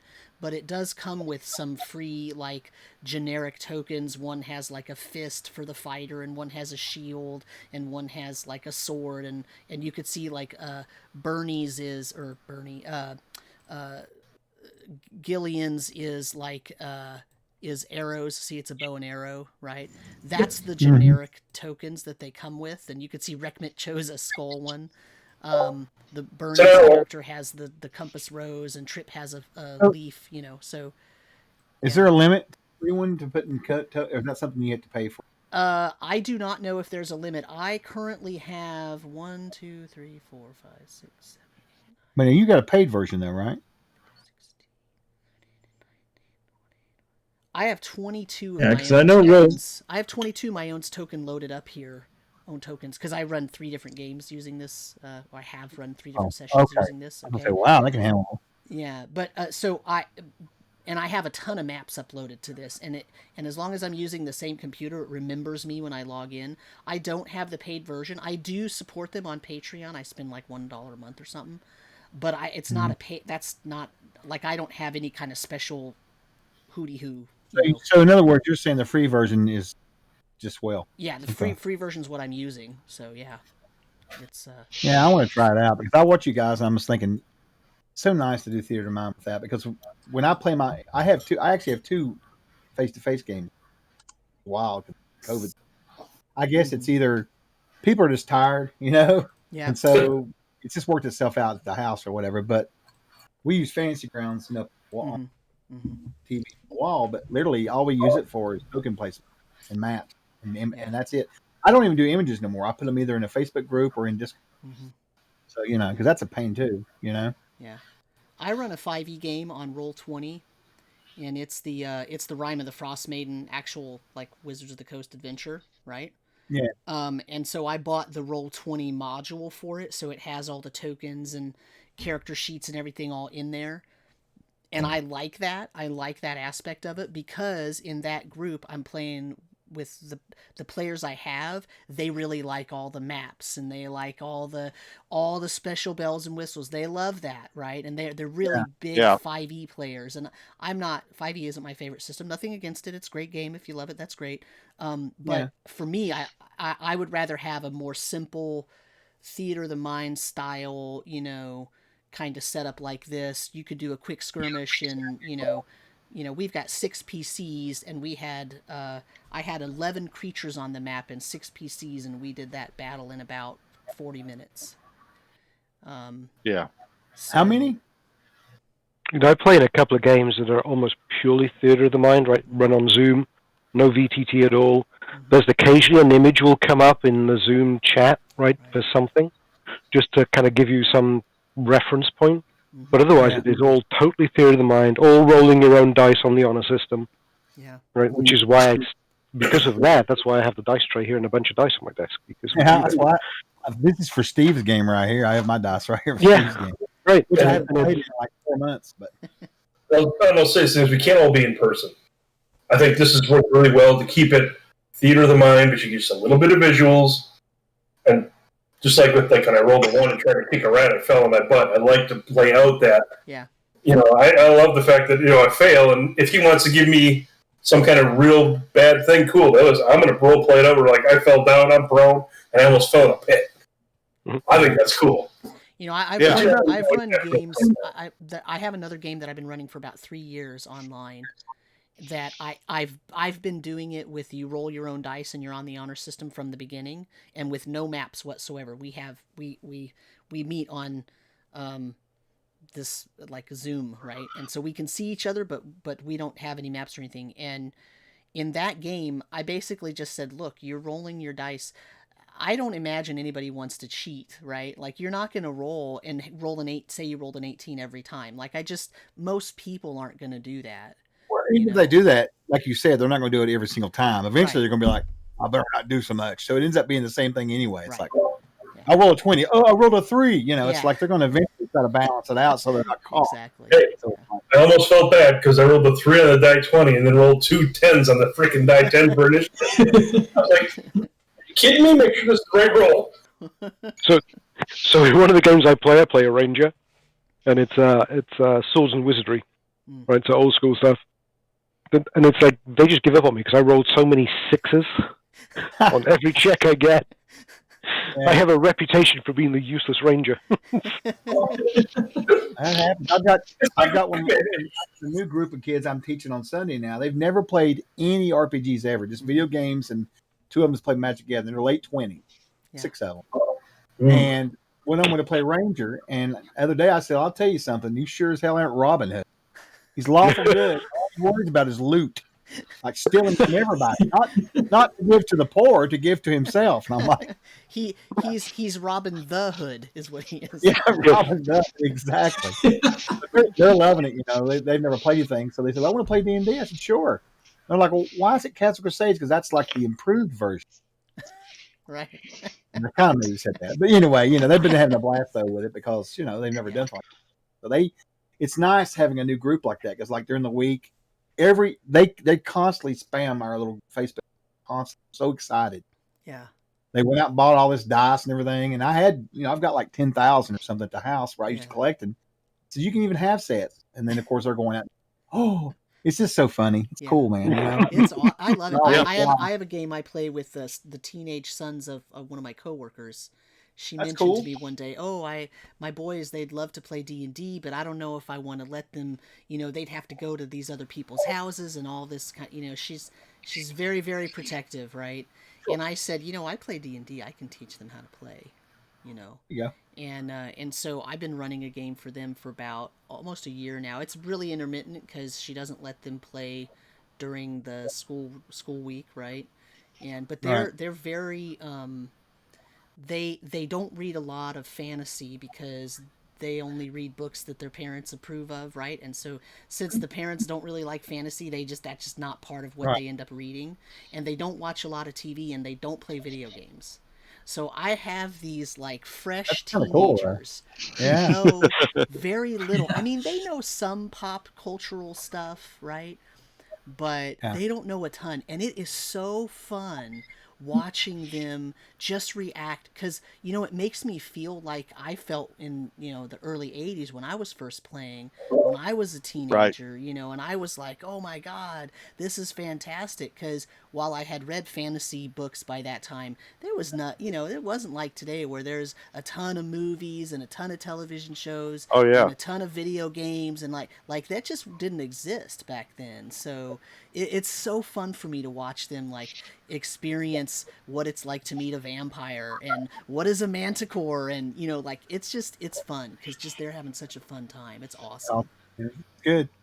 Yeah, they're the ones that you don't have to worry about telling you what the monster is because they don't have a clue. So when you start describing it, I'll describe something and then I'll show them a picture afterwards, and they're like, "What is that?" I'm like, they're all horrified or whatever. Yeah. And sometimes if I've got guys like you playing, man, I'll scour the internet for some weird picture of a creature. That way, like I found one of some hook horrors online, and I showed it to guys that we started playing 40 years ago, and they were scared shitless because they didn't know what it was, because it was just a different angle, you know. Yeah. And then when they realized what it was, they were like, "Oh!" But before that, they were terrified. It was awesome. Yeah. See, what I kind of do the opposite. I use like a description that is going to be familiar, right? And then everybody thinks, oh, I know what that is. Oh, that's a skeleton, or it's a goblin, or it's a whatever. And then I add something to it, like the centipedes, right? The centipede that breathes paralyzing mist. Well, nobody was expecting that shit, you know. Yeah. Those were nothing. It was the turkey vultures that Jake decided to love. That's right. I'm glad you guys are having fun, man. That's awesome. Was the stream pretty good tonight? Well, thanks for letting us stream it on the stream. I'm super excited. Yeah. I hope it gets lots of views, and just even if it's just on the YouTube with people watching it and stuff, because you know, I really do think CNC is just such a fun version of D&D. It is. That's fair to say. I'm telling you, it is. The only thing I think I would rather play not more than it, but other than that, honestly, and I'm like you guys. We've played all these games. Is maybe some old BX, just old basic. You know, I played that a couple years ago, and the last Gary Con, I played in a game with a buddy of mine, Derek White. He comes on the stream, Geek Preacher, and he ran a game for me and my wife where we played with some of the people. Man, I just love the simplicity of that game. I know it's nowhere near like what we play, but that's why I like CNC, because it's so simple. You know. Yeah. You know. Yep. You know. Yeah. But it's deadly. Yeah, but it's deadly. And that's the thing about it. That's what I explained to them. Oh, you'll be so proud of me, because I told him because it was the whole time I was doing this, I had my books up like Sam does behind him, and I'm like, in this game, talking about 5 bits of this game, their game. They're like, oh, I wasn't trying to be judgmental. I was just trying to explain the I guess the range, you know, from go to sleep and everything's back to you're dead, you know, and so they went on the beginning of their first adventure. I'm actually running what is it, Shadows of Green Sky combined with Third Journey. I have to combine them together. Yeah. And, but before they got there, I was having to go up this mountain, right? Where they're basically traveling. They're up. I don't even know if I put them on the map anymore. Technically, they're not on. They're in the area, but I haven't really picked a spot yet, really. Yeah. But anyway, they were going up this mountain. They came across this guy shuffling along. It was a zombie, and they killed it or whatnot. And my intention was to kill them all out flat. I'm gonna, get the death out of the way, get them used to that. And they come into this village, and there was snow driving down, and the place was deserted. There were footprints all over the place, and there must be zombies. We killed one back, 3 miles down the road or whatever. And so they all cram into there's like these big yurts, like huts, big, and there's enough room for the whole party, 6 of them, to get in there. So they get in there, they start a fire, and all they've got's a big thick wool hide for the door. So one of them's taking turns looking there, and they're watching. And this is in my games. If you guys ever play them, you'll find out how I do random encounters is everybody rolls a 20 because people like to roll dice, and then I roll a 20. If somebody matches me, then we get a random encounter, but I don't tell them. Right. But it's just rolling the dice. But anyway, long story short, halfway through the third watch, they hear this noise. The guys, there's all this shuffling going on. So they look out, and there's 30 zombies walking around the place, and they're like freaking. Everybody's like, let's just be quiet. So I had everybody roll dex checks to be quiet. And of course, 2 of them rolled a 5 and a 6. You can always count on that, So somebody put him into the fire, and he screamed. And they look out, and the zombies are coming. So there's 3 of them facing this small doorway, hacking these zombies down. So one of the experienced players that's in the group from my other group that grew up with me, he's like been trying to be like the father and teach them to play and stuff. He goes, let me show you something here, guys. So we're in a situation. I'm going to go to the back of this yurt, and they had these big, thick blankets hanging everywhere, insulating the walls that were just in there. He says, I'm going to see if we can get through the back and get out. So he goes back and he pulls the blanket down. He goes, what do I see? I said, well, actually, there's nothing there, not even a wall. And all these zombies start pouring on at him. They was great. And so they all died, of course. It was great. And then, of course, I woke him up. I said, well, you wake up. It turns out it was a dream. It was killer. I've been playing Rekmit as paranoid schizophrenic about getting hurt.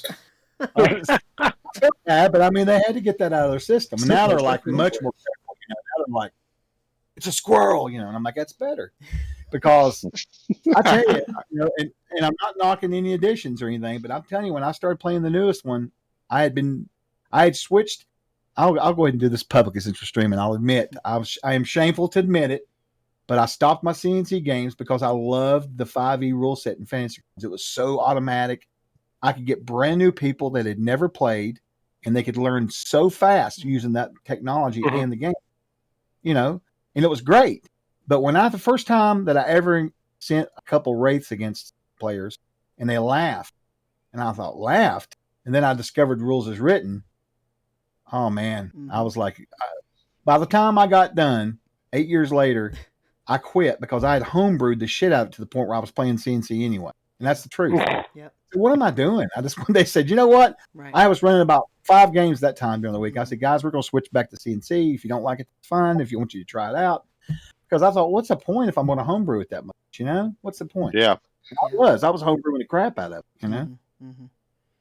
Yeah. See, I am. My feelings about 5th edition are generally positive, but not because I'm generally positive about the game, but because the more successful it is, a rising tide lifts all boats, right? And it's the 800-pound gorilla. It's not going to go away, and it's what everybody knows. So when somebody says, I want to play D&D, I'm like, yeah, that's awesome. You're a brand new D&D player. That is awesome. There's nothing wrong with that whatsoever. Yeah. I happen to prefer a different kind of game style, but, Well, it's helped. Nobody can deny it's helped the whole gaming. I mean, come on. And the thing about it is, we all know there'll be a 6th edition and there'll be a 7th edition, and that's fine. That's their business model. There's no problem with that. Yeah. You just have to understand that every game, each one of these editions of D&D and other RPGs, they're all different games. I mean, 5 is a superhero game. You're supposed to win, Yep. And that's the thing people don't quite get. I think especially a lot of old school people like us, were like, this sucks, But you got to realize that's the design of it. Inherently, you're supposed to be winners. You're not supposed to be running for your life. Right. You're not supposed to be out building a lair or building a castle or any of that kind of cool stuff. It's more streamlined. It's just about 10, 12 levels of high action, and then you make another character. Yeah, I was going to say the whole point is you don't die, right? You just you create a hero and then you go create a new one. Yeah, because you exploit all of your powers, right? Like it's the same with 4th edition. 4th edition is a superhero game. And the thing is, if you understand that and you're okay with it, you can actually have a really fun game, right? Yeah, I had that. My Saturday game, we went to 12th level. That game ran 4 years. Fantasy. Yeah. And I switched over to CNC because we were at 12th level. They were going through return to the barrier, and we slogged through that damn dungeon. And then when I was a kid, that was a great thing, but. Man, you try to run it with using maps and stuff. Right. Oh my God, it's like New York City or something. So we went about halfway through it, and we finally said, you know what? I just got tired of trying to kill them. 12th level, I was like, my God, they were just so powerful. I said, let's do some CNC. They were all like, yes. So we switched over. So. See, I can bring us full circle. I can bring us full circle now in this conversation because what you just said about map making, right? So the great thing about Owlbear Rodeo. I always try to call it Owlbear Radio, right? But Owlbear Rodeo, the best thing about it is I was calling it was Owlbear Radio. The players can draw on the map too, so I can throw up a blank white grid, and they can draw the map as I'm describing it. I saw you doing that in one of the games. There were different colored rooms, right? Like, Yeah. But you can do that in Roll20 as well. You can do it in Roll20, but Roll20 is so resource heavy on my computer, like it's just a resource hog. Yeah. I mean, technically in Fantasy Ground, you can do that too. Think about it. Put a grid up and draw the shapes. Yeah. That's all. I guess that's what you're doing in here, isn't it? I hadn't thought about that. Yeah. So I need to really but you're right. Roll20 can be really resource heavy. Roll20 for whatever reason, I don't know if it's the setting on my games or what, but Roll20 is just such a resource hog, whereas Owlbear Rodeo really isn't. It's very light and quick. I'm telling you, I don't care what BTT is. If it's going to have all the bells and whistles, it's going to have. It's going to, the way it is. Yeah. It's just the way. Even like Fantasy Grounds being a computer, it's still going to. Yeah. But about mapping, in old school gamings, the way we used to do it, mapping was it was like a character in the game, right? Because you could as a DM back then, I could give the briefest description and mess with the players, and cause them to accidentally make the map wrong, or just let them make it wrong and not correct them, and then eventually they're going to figure out our map is wrong. Oh crap. How are we going to get out of here when we know now our map is wrong? You're right about that. You're absolutely right about that. Now, see, I will admit, in my games online, if I'm running Fantasy Grounds, even like guys here at the house, whenever they go so far, I go back behind them and erase the map behind. Yeah. I do. Because, and if they raise hell about it, I'll say, well, then here's you some graph paper. Right. And they go, no. You know. Yeah. So, because that does play into it. You're right. Especially when they realize they made a wrong turn. So Yeah. Look around going. Yeah. On. And then they start calculating how many torches do we have left? Can we get out of here, or do we need to camp and just hole up and rest because we're going to die if we don't, right? But it was a very different game, right? It was more, in fact, on the Discord today we were all talking about resource management versus non-resource management and it's a rabbit hole. You gotta be careful about it. Like I like food and water, I don't worry about it unless it's an environment where it needs to be considered. You know what I mean? Well, then someone's going to kill or whatever, you know. And what we did with the game today was we were in town early on, and everybody said, "Oh, we're going to go buy rations or whatever." And I'm like, "Okay, we'll just assume you bought them." You know, like they're basically book value, you know, or book value plus 10% or whatever it is I calculated, and just buy them. And I'm going to assume that somebody living in this world, when they are going to go out on a 20-day journey, or what they estimate to be a 20-day journey, they're going to take enough freaking food with them. You know, and you just assume that. That's how I approached it. Say that again. We were sticking around the town. We needed a day or two. Right. Yeah. Now, we had 4 weeks, and we suddenly disappeared and wound up 10 to 20 miles. We're like, yeah, I might need to bring a little extra. Just in case. To a desert or traveling on the ocean, I totally get it. You know, I get it because you can't get fresh water, you know, or food for that matter, or whatever. But normal things you can. It's like encumbrance. I don't fool with encumbrance anymore. I've gotten around. The only thing I do is I have them figure up their initial EV, what they can carry, the ER, whatever. Yeah. And I have to do. I sort of homebrewed this, but they figure up how many. I have them set for X amount of coins versus that, right? Mm-hmm. Right. My idea is I don't fool with treasure either, but when you go into a place where there's like a big treasure hoard or several hundred gold pieces or whatever, I'll just look at you and say, okay, how much coin are you using versus your coin weight right now? How many coins are you carrying?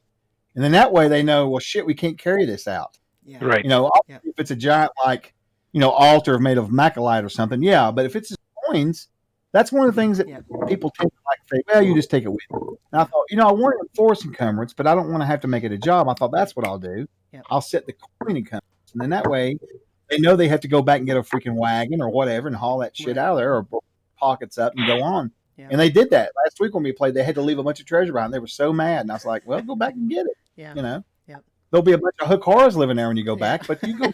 Right. So, you know. Yeah. Absolutely. I make the PCs calculate their very first encumbrance. Yeah. And then I just say, okay, now we're just going to go by common sense. Now, I'm not worried about you if you want to buy one extra sword or an extra pike or something, but you're not going to walk out of the store with 20 new weapons, right? Because you can't carry all that. But in general, you can carry generally what you want. But yeah, for treasure, it starts becoming a problem if you can't cast a Tensor's floating disc. You know, you're not going to be able to carry that stuff out of there. And I like that because I had to spend an inordinate amount of time to get my really weak Runemark Druid or Dwarf to be able to hold the stuff that he's got, and I'm still playing kind of that way. Like, I don't have rope. Yeah, I'm gonna need to borrow your crowbar. Right. Just get a role play to make it fun. Yeah. And you don't want everybody to be the walking Walmart. Right. I mean, right. Like I love. That's another thing. You know, I love the fact that not everybody casts spells. Not everybody can find traps. Mm-hmm. It's very important teamwork. I mean, and you know, like you made that comparison a while ago about 4E versus 5E. There are a lot of similarities. You know what they could do, and I doubt they're listening to me, but you know what they could do to really fix all of this if they wanted to? They'll never do it, though. They'll never do it. Mm-mm. Take 5E, they change it to just Dungeons and Dragons, right? And they make it like they've been doing it. They continue to change it to please the current crowd. Mm-hmm. And then they come out with an advance for the old schoolers. They'd be in business forever. They never have to worry about ISO or anybody. They would just control everything then. Yeah. Because that's the only reason people find other fantasy games like this, because they want to try different. Right. They want to try hard and easy, and they need to bring the old school stuff at all now. It's like it's totally forgotten. The biggest problem with 4E is they destroyed clerics and healing. Yeah. Every class had the ability to heal itself. Right. Yeah. So suddenly you lost the ability to have clerics who specialized in that and all the other interesting things they did. They ruined it. Right. Well, because at the same time, they basically got rid of alignment, and then they made whatever the cleric's deity was didn't really matter there, because unless you were really interested in role playing how that cleric interacts with the church, the deity, and the party, then what difference does it make if you're a cleric, right? It had no role, no use, right? Because everyone could heal themselves. Yep. That was the computer game right there. Everyone could heal themselves, and that was my biggest problem that I had with playing 4E. Yeah. Well, I mean, in 5E, healing is largely self-induced. Like, I've played clerics in 5E, and I mean, now the party loves it if you'll not do anything but heal them, because they're, I don't know, 5E players that I've played with are generally just deadly afraid of taking any damage. But as a cleric, you could, you don't ever have to heal anyone, and they get frustrated because you won't. But it's like you heal yourself. What I call it 5E is it allowed the dungeon master to allow to have more healing potions, kind of like what Samuel did with, hey, we'll have some healing salves, we'll add a little extra healing in on the side, but it's not like you just have a heal bot. Right. Yeah. Which is what everyone was in 4E. So 5E, it has a little of that, but they tailored that back to a little bit more of the old TSR style. Yeah, they did.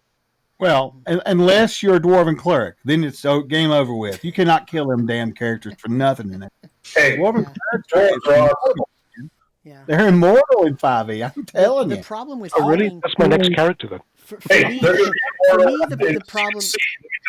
For me, the problem with 4e is that, or with 5e is that the problem with healing in 5e is that you take a long rest and you're all full up, and so if you don't plan the game, if as the DM you don't plan the game so that they have several encounters in a row, and so that and even if they have a short rest and they use some of their hit dice to heal up, if you don't get rid of that that resource for them, then it doesn't matter, because they're just going to go to sleep that night and they're going to heal all the way up. So what difference does it make? That's why I started having them roll a hit dice. They overdid that. Yes, I'll agree with you on that. Well, the where you get them is if they're in the dungeon. Yeah. Because if they got to try to sleep in the dungeon, you can always mess that up, because you can bring in a random encounter. Yeah. Oh, sorry, you missed your long rest. You got a nice short rest out of it, and what are you doing next? Right. Yeah. Yeah. So we're running super late, so it's almost 11 o'clock at my house. So I wanna let our audience go if anybody's still watching. And this is a great conversation. So I really hate cutting everybody off, but we are running late, and so I want to say thank you, and thanks for hanging out with us, and thanks for listening to us babble on at each other. And we will see you next week, same time, same place. Everybody say goodbye. See you later, everyone. Good night, folks. Bye. Bye. Thanks, Samuel. See you, everyone. Thank See you next week. See you later. Yes. See, Culture.